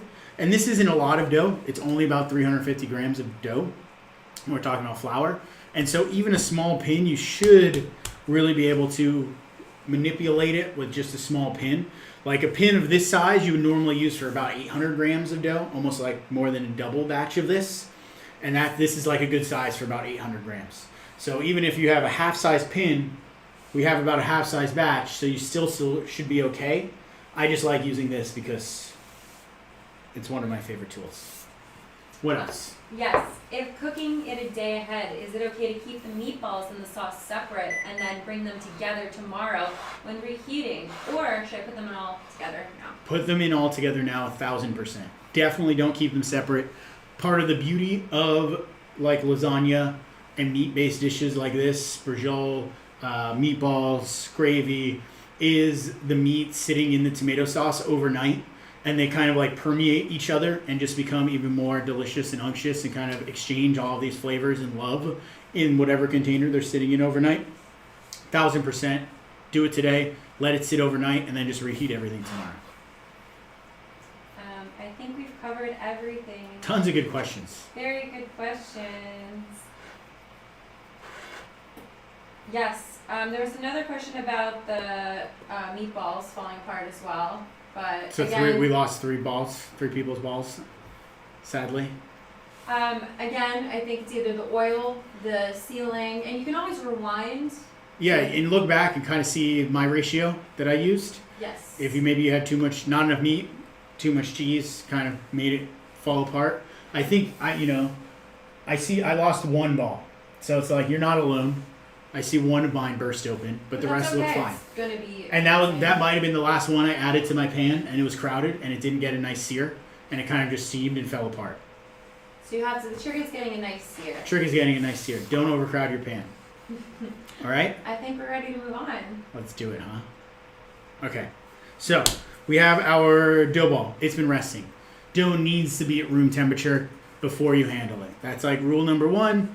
I know I say it every time, but very, very important, especially if we're trying to roll this out by hand. Because we're working with a one ball of dough, I don't like to divide it or separate it. I find it's easier to keep it into this one ball shape. Removing my wrap. We'll see. I think, no, mine is not sticking to the wrap. I did good. I've done this before. That's okay. So we have our surface area where we're working here. I'm going right here on live wood. The surface you're making pasta on makes all of the difference. I've said this before, but I can't stress it enough. If you're trying to make pasta on a sealed wooden surface or a sealed tile, granite, marble countertop, you're going to have a much harder time just because there's no surface tension. There's no micro abrasions. What I mean is, like, if you were to look at wood or look at a piece of tile, both under a microscope, this wood is going to have a ton of little tiny micro abrasions on the surface that then stops the dough from sticking. because there's surface tension there. Versus the tile is slick, it's smooth. There's no exchange of moisture. There's nothing rough on it stopping the dough from sticking to the surface of the tile. So if you're working on tile or granite or marble or anything like that, you're going to need a lot more flour to stop the sticking, and it just may become frustrating to the point where you think you're doing something wrong, but you're not. Everything is right, your dough is right, you're right, you're just not working on the most appropriate surface. But that's okay. It's still possible, it's just a little harder. And as long as you know in your head that you didn't do anything wrong, I think that's really all that matters, right? With our dough ball here, I like to have a nice big clear space to work on, clear area down here in front of me, and then a little bit of dusting flour here. And this is going to just be my same bench flour that I'm going to use. I'm going to dust a little bit down, and when you're dusting flour, notice how I did that from all the way up here and shook my hand. And that way I get a nice even dispersion of flour, almost like you had a powdered sugar shaker and you're putting it on top of your dessert. I'm not dusting flour like this. If you look up in the top corner, you'll see exactly what I'm talking about. Do not do. Where you do it right over the surface of whatever it is you're sprinkling flour on, and you end up with a really thick, heavy coating of flour all the way down and across that then kind of clumps around versus this nice mist that keeps things nice and light. Could you use a powdered sugar shaker? You could absolutely use a powdered sugar shaker. I've seen on pizza lines, like at pizza restaurants or restaurants that do pizza, we'll use powdered sugar shakers to dust the work surface, or like a sifter to dust the work surface. Bread in bakeries, like they do a ton of sourdough and things like that, use powdered sugar shakers for the flour. Absolutely. We're going to get a little flour on top. And any excess flour we'll be able to wipe away, so don't worry if you put a little too much, that's right.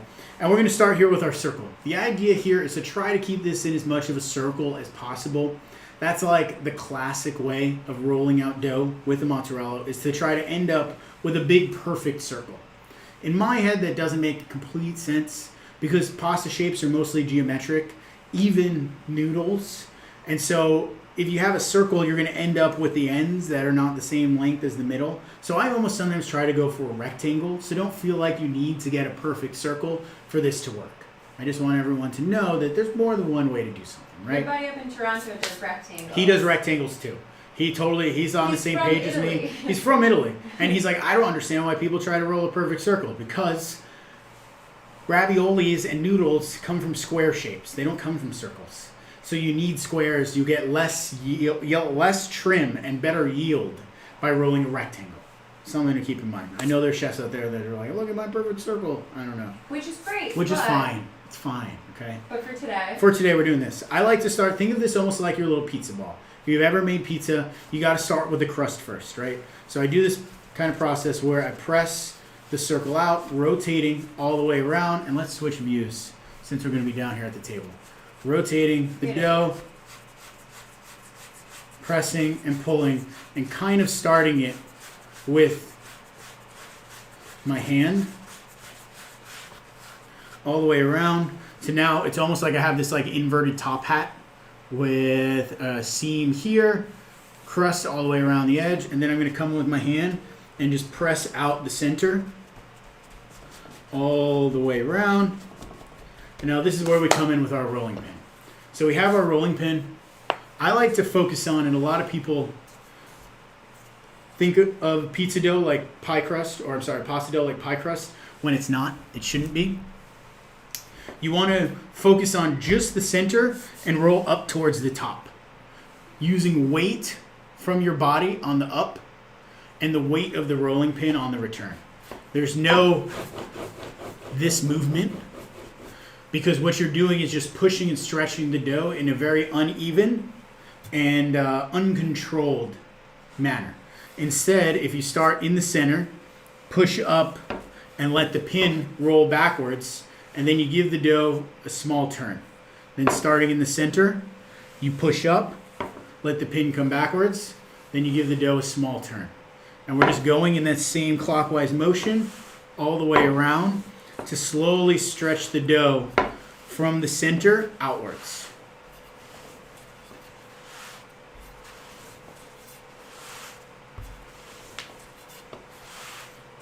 And don't worry that we're not going all the way to the edge, because we'll get to the edge. The point right now is to focus all of this center mass and evenly bring it out to the edges.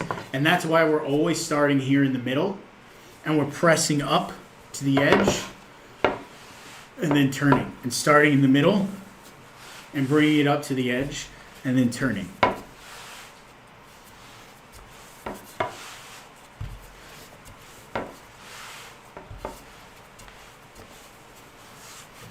And rotating and turning. And once you feel you have a nice even amount of dough all the way around here, and it starts to become hard to where you'll have to use multiple movements to get this all the way across, we're going to shift what we're doing. We're going to come over here and let half of the dough hang off the back edge of the table. And it may seem weird, but this is why you would normally wear an apron, or at the very least have a clean jacket on for this step of the face. But we're going to stretch the dough using the table and our belly to kind of hold it in place. So this back end is hanging off the table here. That would be on the counter. And we're going to just very gently use our apron or our belly here to hold the dough in place. We're not pressing so hard that we're creating a seam on the edge. It's just there so that you could come in here with this hand and stretch this dough out. And after about 5 stretches, you can then pick up your dough, rotate it, putting that half off the back end of the table, and you can kind of see where your half line was. That's okay. And that'll tell you then you're going to start on this side, and you're going to push up coming from this end. And keeping track in your head, the number will help keep things even. So I did 5 on one side, now I moved it and did 5 on the other side. Consistency is key. Consistency is key for an even piece. Now, part of moving a large piece of dough like this is using your rolling pin.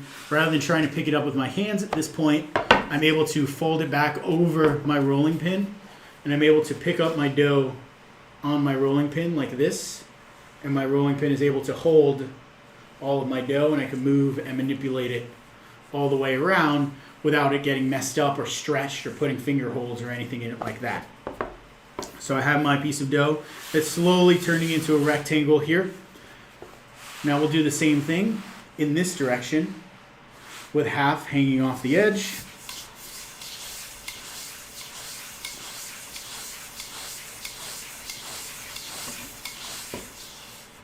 And we'll grab it. We'll do a rotation all the way around. We'll lay the dough back off the edge of the table.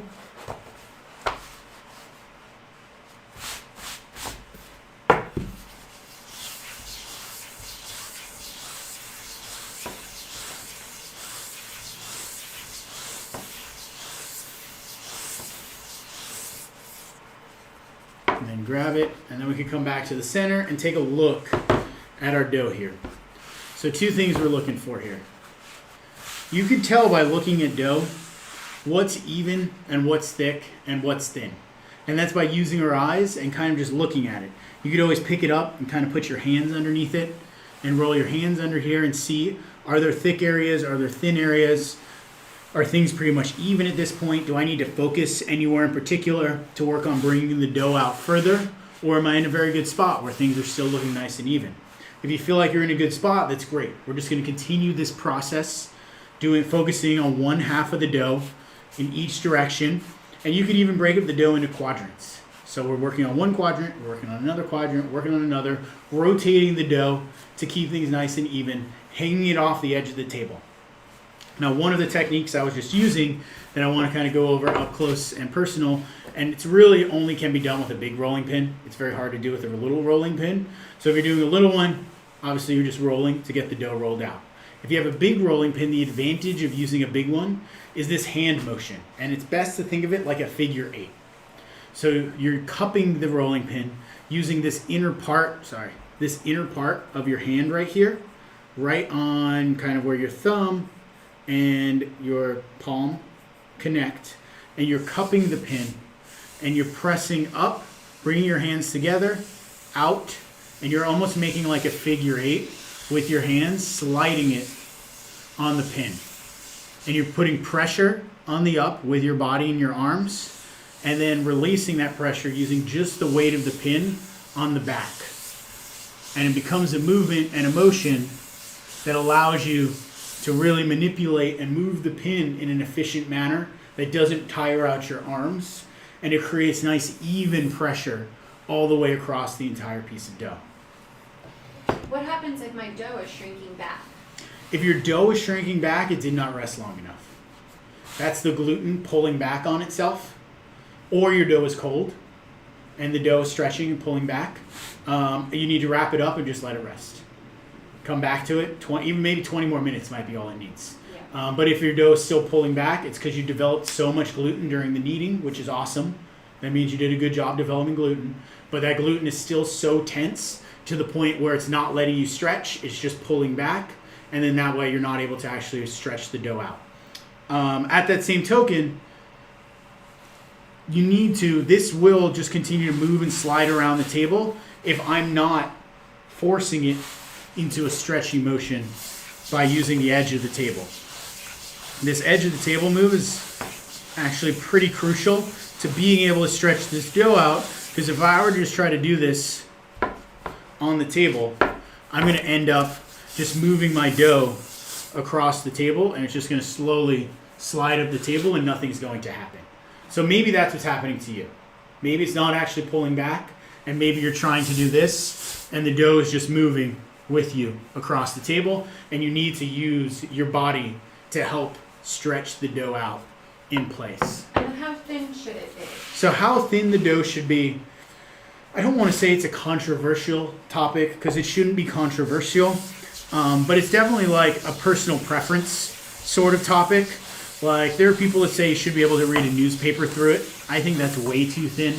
I want a little more bite to my pasta than that. I don't want to be able to read a newspaper through it. I usually go for what's like right before I could read a newspaper through it. To where it's like, if I put my hand here, I'll be able to see the imprint and the shadow of my hand without actually seeing my hand. I'm close here, but you can't see my hand totally. And I could feel this. It still feels thick. Like, you want something that feels thin, almost like, a piece of paper. While you can't read a newspaper through a piece of paper is still pretty thin. Yes. And so I think that's kind of like a good place to kind of think about and be at. And it also depends on the shape that you're making. It depends on the shape. Like, sometimes in pappardelle, I want a really thick noodle because I want that chew, I want that bite. Other times, like if I'm going with something much more delicate, like a tortellini, I would go with something a little thinner. So that way that filling, the meaty filling, really kind of stands out and it almost melts in your mouth with that ethereal brodo. Versus, so like, depending on what you're making, could often determine the thickness that you're going for as well. So the shapes that we're making today. So the shapes that we're making today, I would go for about the thickness of that piece of paper. It doesn't need to be so thin you can read through it. And because they're noodles, a little bit on the thicker side, I always think is okay. I don't mind having a thick tagliatelle or a thick pappardelle. Versus like if we were trying to make filled shapes today, like ravioli or tortellini, we would have to go much thinner. So that way, when we fold over the dough and make an envelope, it's not double thickness of an already thick piece of dough. So this is very much a lesson and a focus for these hand-cut shapes, rolling the dough out by hand, and for people that don't have a pasta machine and that are new to this. Should we be using a fair amount of pressure during the entire duration of rolling? Yes, so once you get the dough out to a point like this, where it's starting to take up and encroach on a lot of your workspace, you can start to control much more where you're putting your pressure. So I could see here looking at my dough that it's a little thicker over here and a little thinner over here. So as I'm rolling, I'm putting more pressure on this hand than I am with this hand. So then that way it becomes, I'm pushing force on this direction, then on this direction. And it just becomes that by looking at your dough, and you can even move your pin and focus on this direction. You can move your pin and then focus on this direction. And part of what you're looking for here is moving your center mass to the edges. Don't focus on just your edges here until you're happy with what's back here. Because otherwise you'll never be able to move this to the edge. Your edges are the last thing you're really kind of working on getting out because they're already out towards the edge. You want to focus on getting everything from the center out to the sides with a fair amount of pressure, yes. And for me, my pressure is always on the push and almost never on the pull. I'm using just the weight of the rolling pin on the comeback and not on the extension. And then my dough is starting to get dry on the edges. Is that okay? So your dough starts to get dry on the edges. That's okay. Mine looks dry. It's hard to tell because we're not in like 4K, Blu-ray, HD TV kind of deal. Not yet. Not yet. But you can see my dough is slowly starting to get cracky around the edges, and that's actually a really good thing. If I could show you, maybe, perhaps, hold on. If we go here, maybe you could see crackling around the edges. Maybe you can't. I can't tell what kind of definition we're in. But I know it's going to take a second. But if you look at that there, all of that crackling is like the dough partially curing in a sense, and that's actually becoming texture. So what pasta makers are actually looking for is tons of texture like that all over their noodles because it allows the sauce to coat the noodles. And if you look at it, it almost looks like leather kind of crackling, like old worn leather, and that's a great thing. Obviously, you don't want to leave this cracking to the point where like it dries out and it's like you walk away from it and then it gets hard. That's why we're always manipulating it and working with it. And we're not going to let it dry out. But if you find it like gets to that point where it's like starting to crack because it's dry and it's not just the dough separating and creating texture on the surface, you could always come in with your spray bottle and give a little nice little mist over the whole surface of the dough and let the water just kind of gently fall down onto the surface, and that'll rehydrate things so that nothing's drying out too quickly. And not spraying at the dough, but Never up spraying at the dough. We're always spraying up here, not down here. Does that make sense? Yes, Chef. When are you doing a pizza cooking class? We have a gluten problem with pizza. Pizza cooking class either January or February. I'm working on it. I'm trying to figure out the curriculum and everything for that. I just made a new round of focaccia today that, oh my God, is so exciting. I can't wait to cut into it. But you'll see that later on Instagram, I'm sure. But pizza is coming soon. We're working on it. I want to make sure the pizza class makes sense and everybody gets the most out of it, because pizza is one of those things that often takes a couple of days to make properly, and it's very hard to make pizza the day of, per se. And so I want to make sure it's one of those things that you get the best experience and you actually learn the most versus just getting a pizza recipe, because you don't learn anything from that. Just a recipe, no. Just the recipe, no. You need to learn why you're doing things and not just how to do them. So I'm getting very close here on my dough.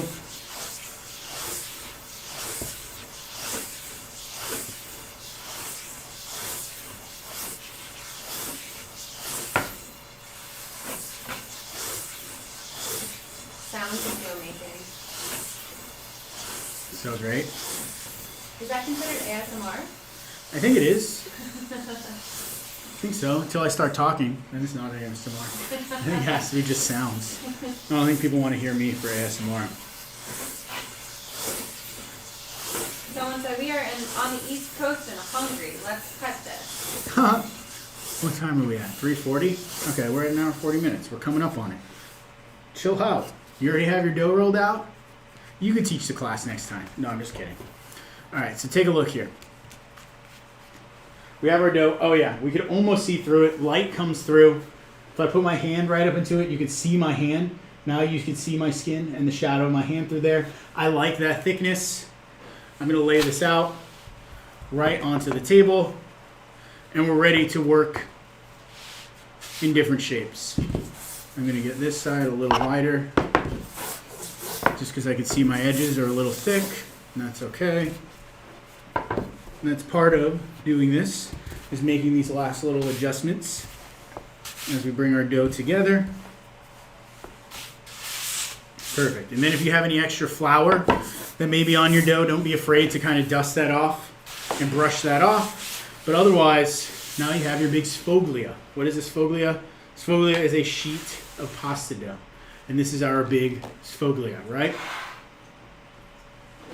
Coming here with this. Now, let's talk about a couple different things we can make. Let's start with garganelli, right? In order to make garganelli, you're going to need some sort of garganelli board. At the very least, you're going to need some sort of dowel. You don't necessarily need the board. You can make smooth garganellis, but you're going to need some sort of dowel to fold the dough around. Having a thick dough hand rolled like this is a great time to use garganelli. If garganelli is rolled too thin, what ends up happening is that it just kind of collapses when it gets cooked. So having something a little bit on the thicker side is always kind of nice for garganelli. I'm going to come in and grab, I think for this one, my cutter, and we're going to go for a couple of squares here in order to make our garganelli. And you know what? I'll even cut more. So we'll go all the way down the row, and then I'll come across some of them. And then you'll measure for the people who don't have this nice little... Yeah, and if you don't have one of these tools, you could totally eyeball this and do it by hand. That works as well. And the size that you roll these to are totally, I don't want to say arbitrary, but it kind of is. You know, you can make really big garganelli, you can make really tiny garganelli. They're both still going to be garganelli because you're using a board to make it on. But for anybody wanting to be exactly like me, these are 1.5 by 1.5 inches in size. That's a nice size, and I just totally eyeballed that. And now with our board, we're going to take our board, we're going to take each individual square. We'll lay the square down on the board in a diamond shape, not in a square shape. I think the diamond shape is part of that classic garganelli look. We're going to place our dowel over it, roll the dowel up, and just very gently press and seal, and you end up then pulling the piece of pasta and the dough directly out. Let's do that again. So we'll go with the diamond, we'll place the dowel over, we'll press, roll, and we have these beautiful pieces of pasta.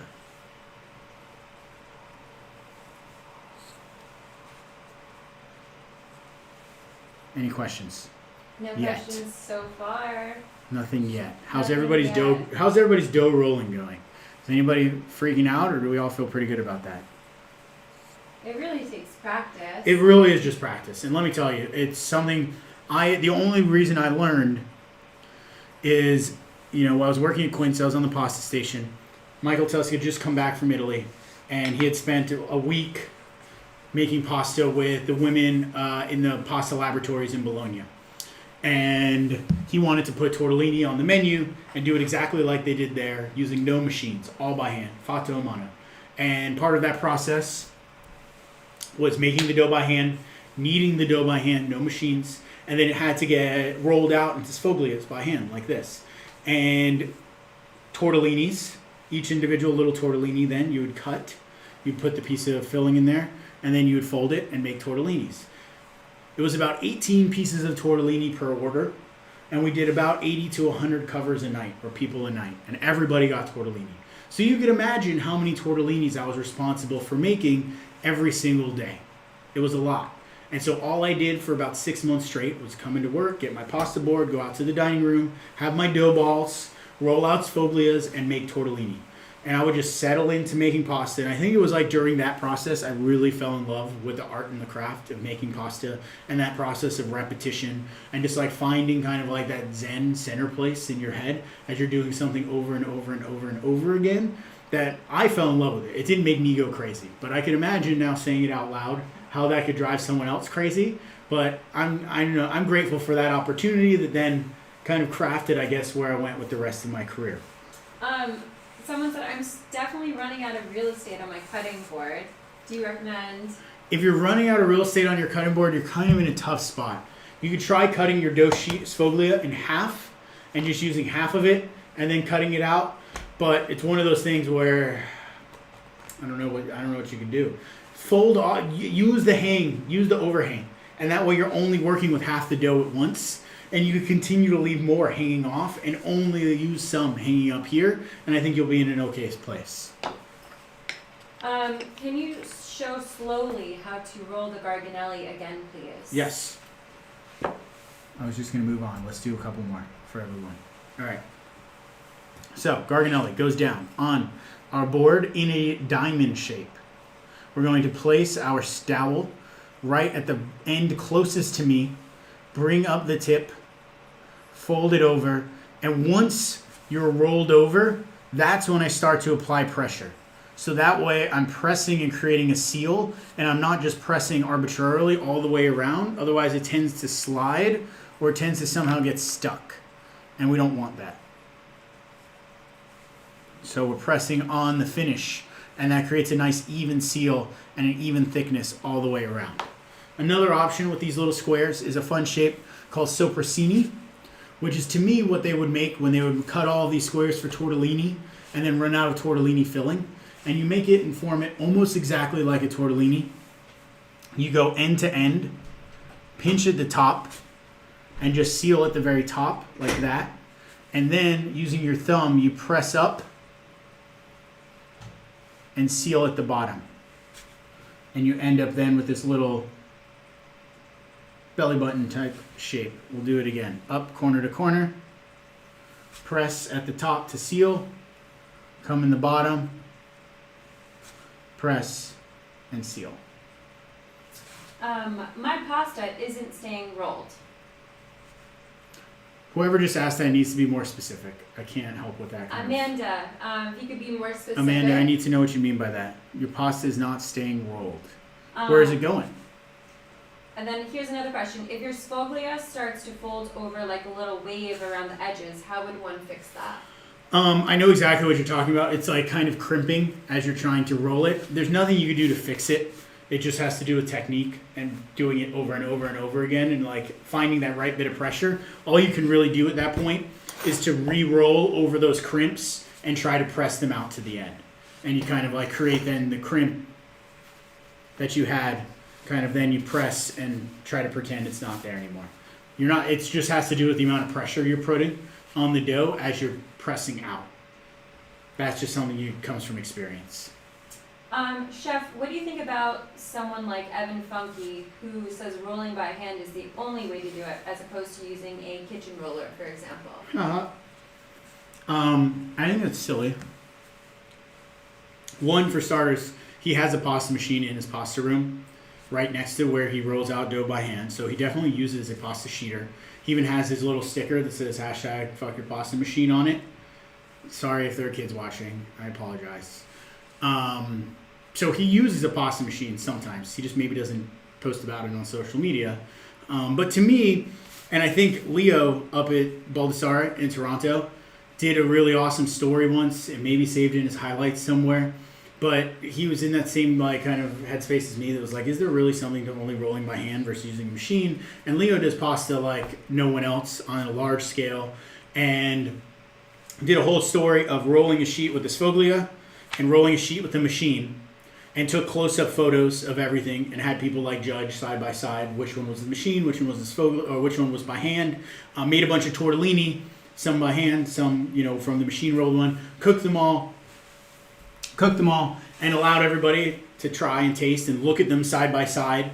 And nobody could tell the difference. He couldn't even tell the difference. There was no superior thing from using rolling by hand versus doing it with a machine. The difference came down to your technique. So I guess you could say you need to be much more technique driven to roll with this by hand with a sfoglia. So it's almost like a flex to do it like this. But you can get this same result if you have that same dedication and discipline for technique with a machine. And that's often when I go. I use a machine. I rarely roll things like the sfoglia anymore because I understand how dough works and how to manipulate dough. And I can achieve this leather-like, dried out, cured dough with texture. I can create dough that has air bubbles in it still. I can create dough that still has life, that doesn't get the life pressed out of it when it goes into a pasta machine, like someone like Chef Funky would say. So that's my kind of take on it. And while I appreciate that side of the craft, and I think it's important to learn and be able to do it, History. It's part of like knowing the history of your art. But there's just as much to be said of the technique and the ability to replicate this with a machine. And I think people just use machines and make a lot of people can make really not so good pasta with a machine, where it's very hard to make pasta like this. And so it kind of creates a divide or separation, I guess you could say. But yeah, there's nothing wrong with using a pasta machine. Hashtag love your pasta machine, okay? Let's all start using that and see what Even happens. Leo, who is Baldassare in Toronto, loves using his pasta. He uses his pasta machine. He is Italian. There's nothing wrong with a pasta There's machine, nothing wrong. okay? How big is the board that you're using, and what kind of shapes can we make if we don't have the board? So if you don't have the board, you can still make all these same. Oh, this board. Yes. This board. This is a. I don't even know how big this is. No one's ever asked me that before. This is 5 inches by 3 inches. The board, if you're curious. If you don't have one of these, that's okay. You can make a little soppressini, just some little squares. I was gonna get to the next, and then I got distracted. People were asking questions. I'm sorry. Okay, so those little squares, awesome. All of these, obviously, you could cook just squares. That's called maltagliate, which just means badly cut, little squares. Okay, so this is pasta 2. Fazzoletti is also known as a handkerchief. These are like little handkerchiefs. So these are pasta as well. We just made 3 different kinds of pasta here, even if you don't have that little board. So Soppressini, Fazzoletti, Maltagliate, Garganelli. Cool? Great. Now we have show us Soppressini one more time to one the more camera? time, in case you missed it. Yes. My dough's drying out. I got you. This is going to help give me a little extra life. So Rossini is just like a tortellini. We'll do it again close up. We're going to go corner to corner. Press. Squeeze at the top, leaving it unsealed in the center. You should still see a hole straight through the center. You can see my Christmas suit right through the center. Then you're going to press up with your thumb, pulling the shape around almost like a wonton or a fortune cookie. Then you're going to squeeze the 2 bottoms, leaving the center again unsealed, so you have a channel in the middle for the water to flow through as it cooks. And then you press and squeeze the bottom, and you have this navel-like unfilled tortellini shape, a sorpressini. Sorpressini also means little surprise, I think, or little purse. So it's kind of like a surprise that there's no filling. Haha, what a terrible surprise. All right, I'm going to move my sfoglia over, and we're going to go now and do a little farfalle.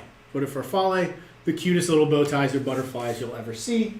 For this, I like to pull out one of my fluted cutters. So I'll go one direction, a straight edge, and I'll go in the opposite direction, a fluted edge, and that just helps, gives me a little design. You can totally go straight edge on both of them, and we're looking for here rectangles. So for everybody keeping track, this is 3 inches by 1.5 inches, so a rectangle like we see here. And then I'll line them up, and you can make farfalle without a ferretto, but if you happen to have one, it helps. What is a ferretto? Ferretto is a little rod or piece of metal. You could use like a clothes hanger or something like that you bend and rip. Skewer. A skewer would work as well. Yeah. That's probably better than a clothes hanger. Yeah, I don't know. Why would you ever use And with the ferretto, you're able to press it down into the center like that, and then you pick up each end of the farfalle, sealing it in the center over the ferretto, and then you can pull out the ferretto, and what ends up happening is then you're left with a channel right through the center of the piece of pasta for allow that water to go through so it cooks evenly. The biggest mistake I see people make when they're making farfalle is they come in here and they just grab both ends and they just squeeze the center, and then they have this really thick piece of pasta right in the center, and the ends are nice and thin, and when they try to cook this, the center will never cook, the ends get overcooked, and it turns into a piece of pasta that gets all limpy and sad, and no one wants to eat. So even if you don't have a ferretto, what you can do is do that same move, but you're going to pinch in 3 moves. You're going to pinch up on the top, you're going to pinch down on the bottom, and then you're going to pinch, bringing the top and bottom together, still leaving that little crack and that hole, creating a waterway or a channel through the center of the piece of pasta that allows then the water to travel through as it cooks. Do we want to see that one more time? One more. And then a question as well, are you able to dry out pasta like they sell in the stores or store it for later? So technically no. Let's do this pinch, then we'll talk about that. Pinch, pinch, and then grab and pull and just seal on the top. I'm not pinching the whole thing, otherwise I'm closing that gap in the center. Really important to think about farfalle or strichette, depending on the region you're in and what you're calling these. That you have that channel and waterway for the water to travel through in order for even cooking.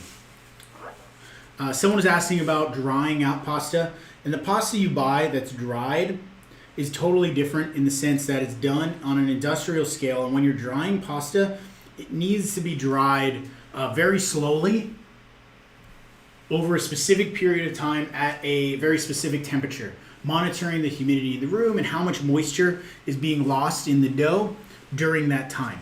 So if you were to just leave these out, you have no control over all of those variables, and things are just going to dry naturally. Which then when you go try to cook these later, if you just were to let them dry completely, they're going to be very brittle. They're not going to cook evenly. They may even fall apart and kind of disintegrate in the pasta water. What you could do is take your extra pasta pieces, put them on like a plate or tray, cover them with a clean kitchen towel and set them in the fridge. And then you'll get an extra day or two out of them. But you're making fresh pasta. I don't know why you would want to save it for later because it's fresh. Like, you should eat it now. Otherwise, make it later when you want it fresh. And if you don't have time, you never know. Yes, you never know, but you're making fresh pasta. If you want dried pasta, you can buy dried pasta, and there's some really good dried pastas out there that you could buy. And they probably dry it much better than I do or than you do. So that's kind of like my thought process on it. Now let's talk about where we at. Let's cut some pappardelle. Some nice thick cut noodles, right? That's the next thing we want that here. That was the next question. How about fettuccine? Running out of time. Oh, we're not running out of time. I hope you don't have anywhere Well, to go. if you have somewhere to go, I'm sorry, but I'm not going anywhere, okay? I'm not going to leave anyone hanging here. So pappardelle, I normally like to go in about a 9-inch strand. I think is a good number. I'm going to cut this down. And then I'm going to turn this into 2 sheets of pappardelle just by splitting it here in the center. And then pappardelle is one of those shapes. Sometimes you see ridges on them. Sometimes you don't. It's one of those things that, like, there's no right answer. Sometimes you could put a frilly edge on one side. You can put a frilly edge up the center. Or you could just leave it totally smooth and they look like fat stacks on stacks on stacks, which is kind of nice too.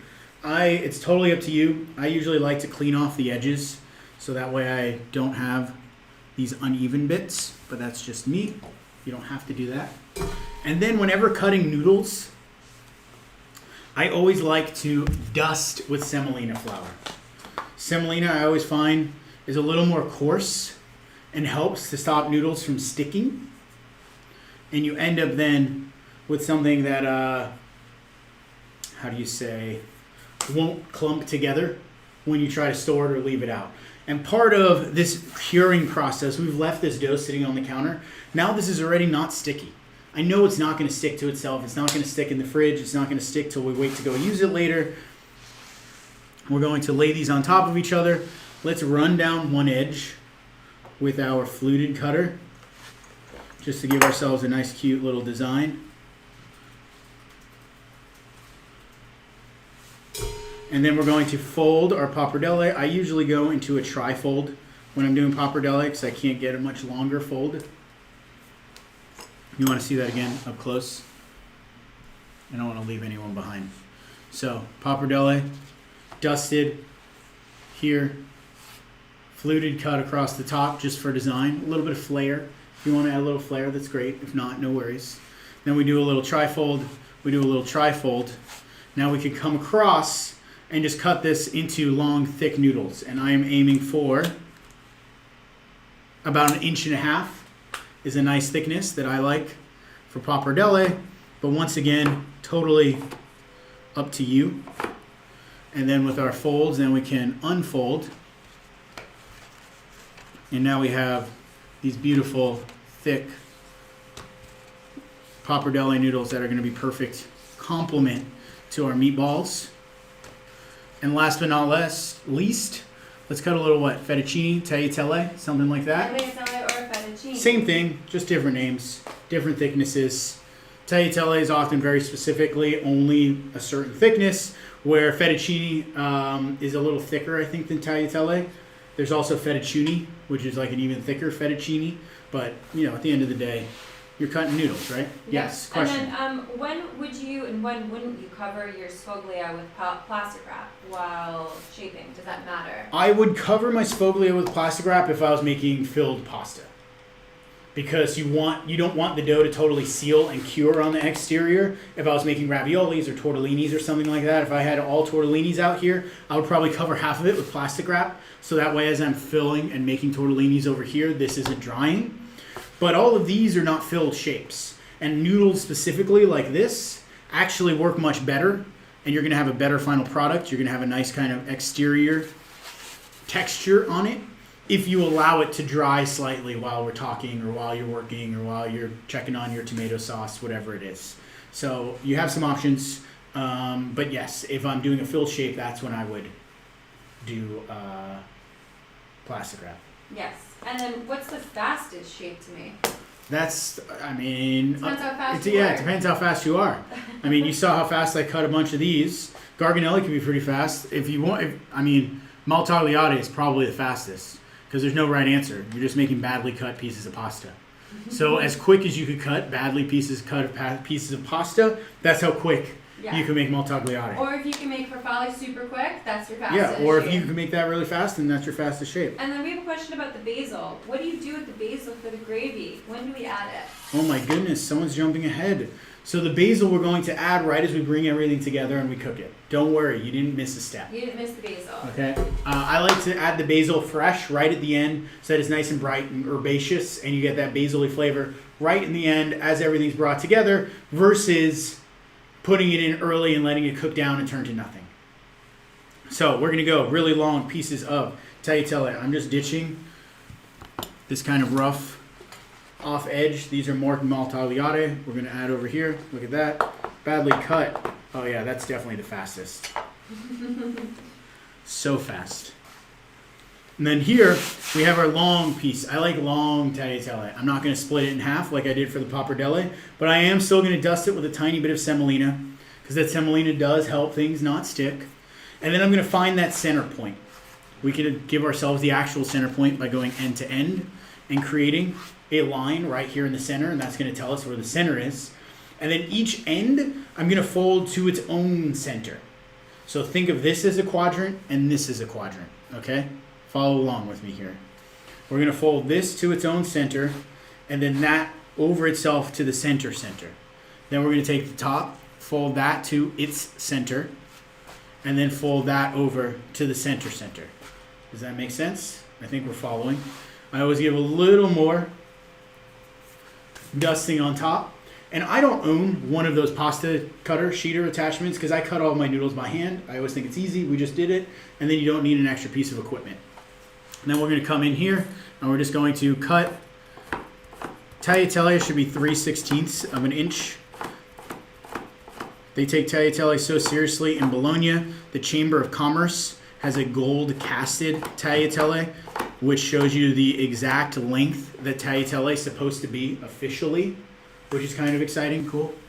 And then once you have your noodle cut, one of my favorite parts about folding it in that way that I did versus the tri-letter fold that I did with these shorter noodles is you're able to come in here with your noodle knife and you slide it underneath, and then when you pick up the entire bunch of pasta, the whole thing just falls into a really cool Jacob's ladder. You're able to grab all of your noodles, dust off any extra semolina, and then you could lay this nice and flat, ready to be used. Voila. You all just made pasta. We just made pasta. Do we want to cook the pasta? I think we're cooking the pasta now. I think we're definitely cooking the pasta. Let's cook the pasta. Is Whoever is on the East Coast and had to get out of here, I'm sorry, it's 7 o'clock. Perfect time for dinner if you ask me. But who am I to judge? All right, I'm going to grab my boiling water. Will you move that stuff here so we can move this over there? I'll bring the boiling water in, and then we're going to cook everything. And everybody gets pumped again because we got a little bit lackadaisical during our pasta making. I know pasta making is very relaxing, but everybody wake up, do a little shakeout. Time to cook some pasta, right? Cooking the pasta, ready to go. Get that energy back. Everybody do a little dance. It's very therapeutic making pasta, Chef.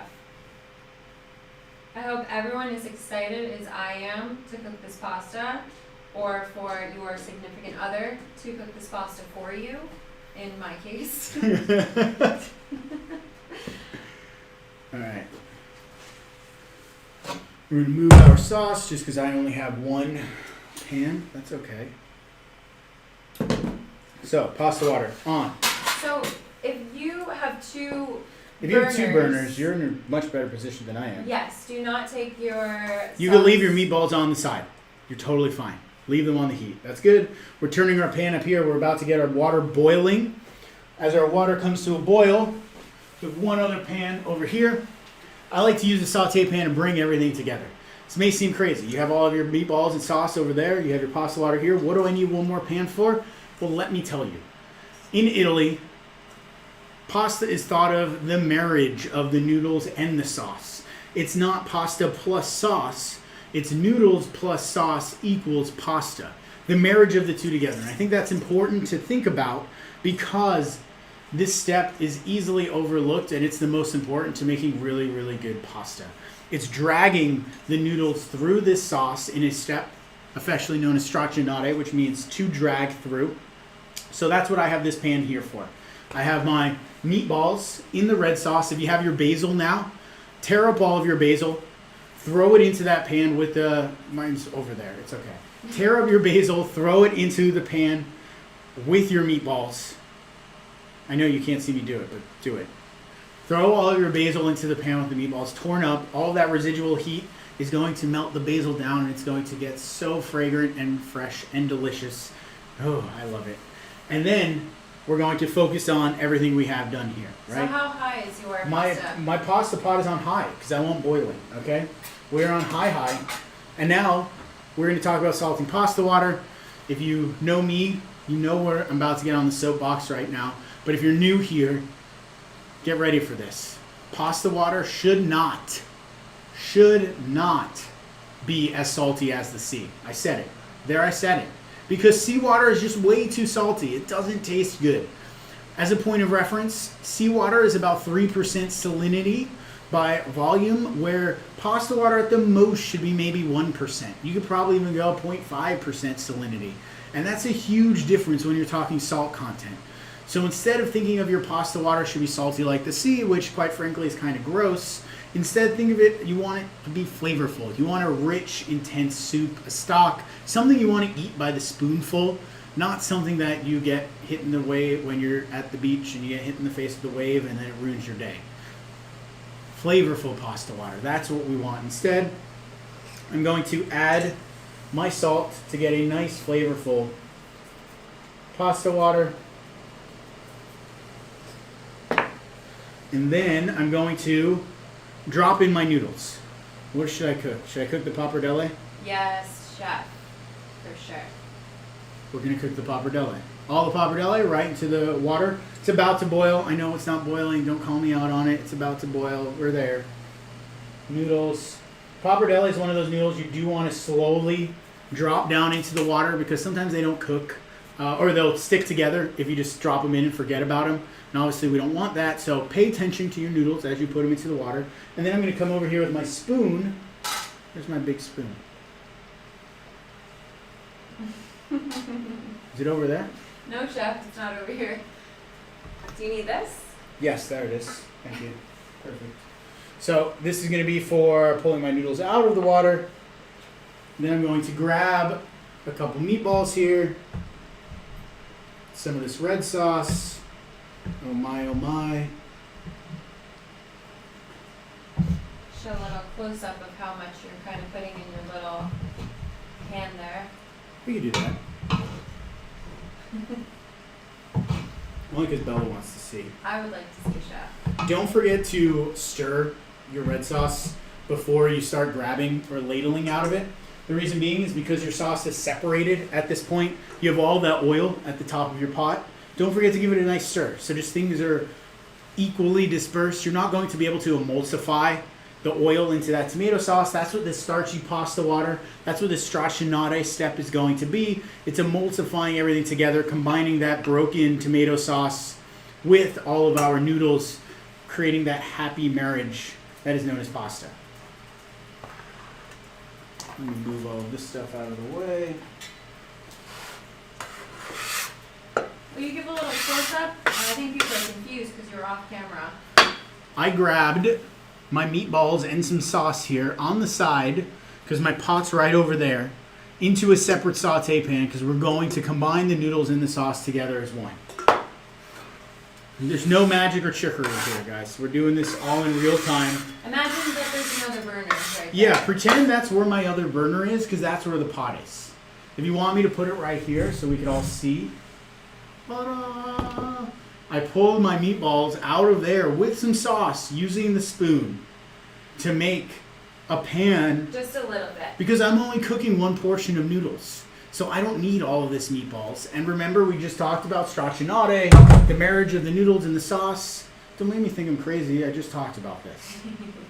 So we're going to then. I'm checking my noodles. Fresh pasta like this takes about 4 minutes to cook. Obviously, thickness of your pasta is going to make a difference. It's a little thicker. It may take a little longer. One good way to tell if your pasta is done is to take a piece out. Don't throw it against the wall and see if it sticks, because that's what you do with spaghetti. No, don't do it ever. And you actually just taste it. Does it have a nice chew? Does it have a nice bounce? Is it a little too soft? Is it a little too hard? Do you like it? That's the question you're really asking. You know, Padma's not here. We're not cooking for her. We're cooking for you and our friends. So instead, cook it to how you like it. You're not about to be judged on it. So it doesn't need to be perfectly cooked at 4 minutes al dente. It should be cooked to how you enjoy it personally. When you take a bite of one of the noodles and you're like, this is good. And that's what I want everyone to do.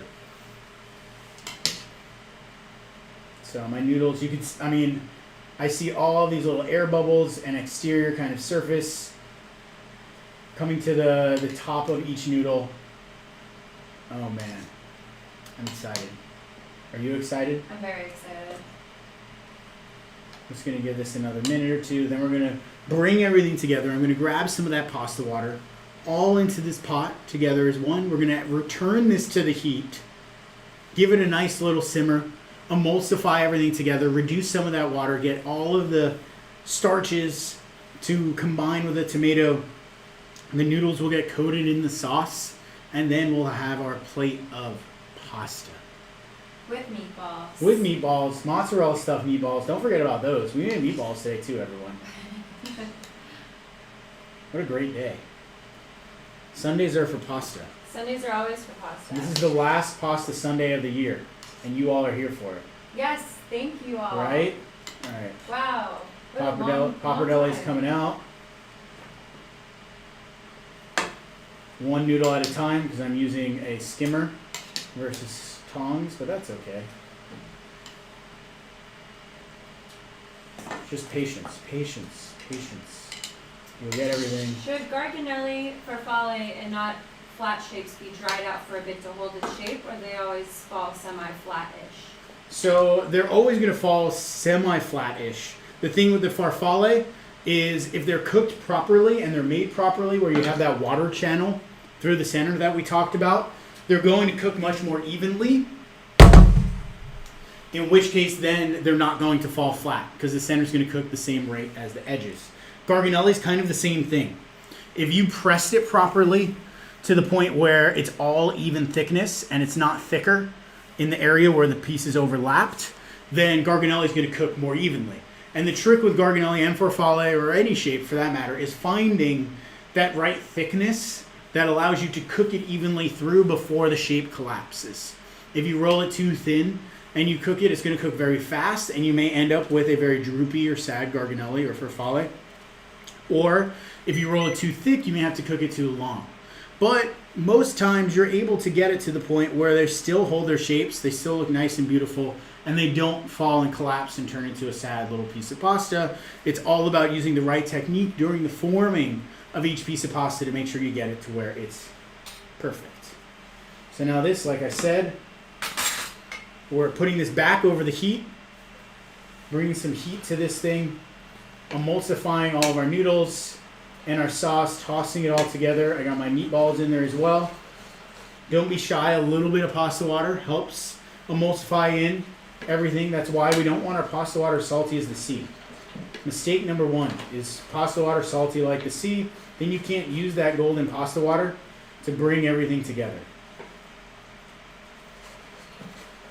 And as soon as this comes back to a simmer and everything starts to combine, and you kind of can run your spoon through the bottom of the pan and you don't have sauce pooling at the bottom, that's a great sign, because that means that the noodles have soaked up all that sauce. It's soaked up any of that extra pasta water, and you don't just have like noodles that are going to pool down at the bottom and all the sauce is going to fall off of them, because you've tossed them together as one and you're able to kind of separate and pull everything off. Bowl, perfect. We're moments away. I hope everyone is excited as I am. From the holiday cheermeister. Yeah, this is the last time you guys get to see this outfit till next year. Till July, you said. Till July. I hope someone holds me to that. I'm going to get a direct message in July and be like, where's your outfit? Let's get everybody in here on the bowl. Oh, man. I probably could have gone with a bigger bowl, but who's here to judge me? No one. Perfect. And then last but not least, I always save a little bit of my grated parm here on the side so I could cover everything with the grated parm as one last little finishing move. And my friends, my pasta people, we just made noodles by hand from scratch, all without a pasta machine or any set of tools. I think that's pretty exciting.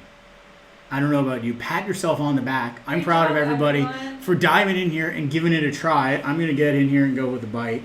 I'm going meatball first. I don't know about you. Oh, there we go. We got that mozzarella cheese. Nice stringiness. Ooey gooey.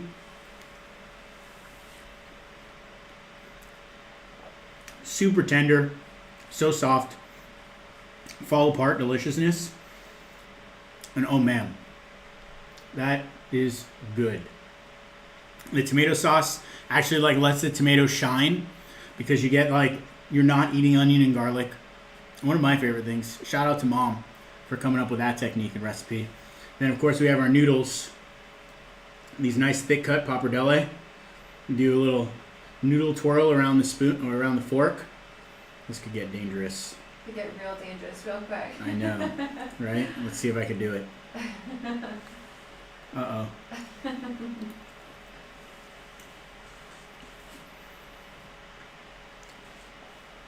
There's nothing quite like fresh pasta. Definitely is a game changer, to say the least. Mm-hmm. Well, I'm gonna eat this whole bowl. I'm definitely gonna share with Bella. But I want to thank everybody, obviously, for being here today. If you have any other questions, drop them into the chat now, and I will be happy to answer them. Or you can find me on Instagram at chef.joe.sasto.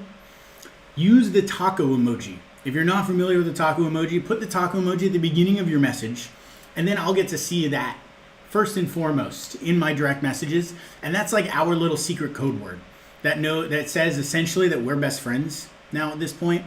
And I will be more quick to respond and take that extra time with you, knowing that you have supported me and I want to support you in your cooking adventures.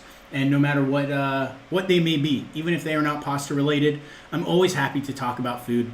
And getting to do this is one of the most inspiring things that I get to do right now, is being able to share and cook and teach everyone out there. And I hope you all enjoy this recipe as much as I did. Big thank you to Bella. Thanks, everyone. For the chat room, as always. Thank you to all of you, as always. And I want to give it another 30 seconds just in case there's still more questions and not just cut it off. But if you need to get out of here, I love you. Thank you. And I will see you next year. Oh, someone said y'all have made 2020 much better. Thank you. Thank you so much. You have made our year. This has been so You really all great. have made our year. Seriously. That's Big been- shout out to all of you guys. First one was what, in April? Yeah, first one was in April. I think we're 63 public events later. Wow. Something like that. Wow. Pretty crazy. That is so excellent. Mm-hmm. super awesome stuff, and I couldn't have done it without all of you. I can't wait till this is all over and we can actually cook for all of you. I think that's part of the future plan too, is getting everyone that has taken one of these classes and getting to cook for them. I'll do the dishes. I'll make all of the food and prep, and you just get to eat and enjoy. And you get to come in and enjoy everything. That'll be that's what we all have to look forward to in 2021. Yes, absolutely. Right? I think that'll be good. I totally agree. Looking to the future, 2021 January, the class is already up. We're doing a risotto class with our good friends over at Plenty, which, if you're not familiar, is a vertical farm with all indoor grown hydroponic greens, lettuces, kales.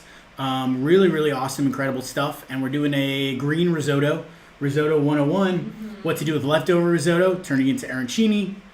But most importantly, there's a promo code for this class.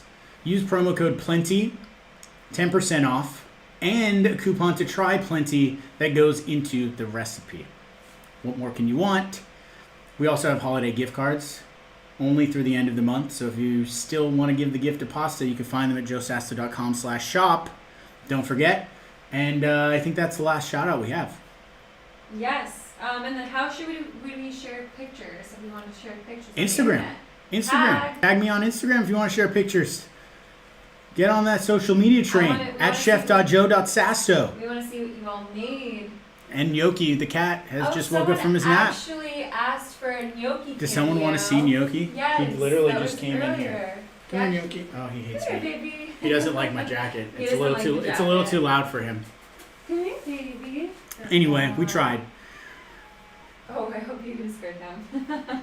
All right, everyone. Thank you so much as always, and I will be setting out the recording later tonight. Oh wait, here he is. Oh, is he here? Yes. Can I see? Last thing, we're gonna do a send off of Gnocchi. Yay. Good boy. Good boy. Gnocchi, say goodbye to everyone. Say bye. Bye. Happy New Year. Happy New Year. Bye. Happy holidays. Bye, everyone. Yay. Oh, a penguin emoji. Love it. Thank you, everyone.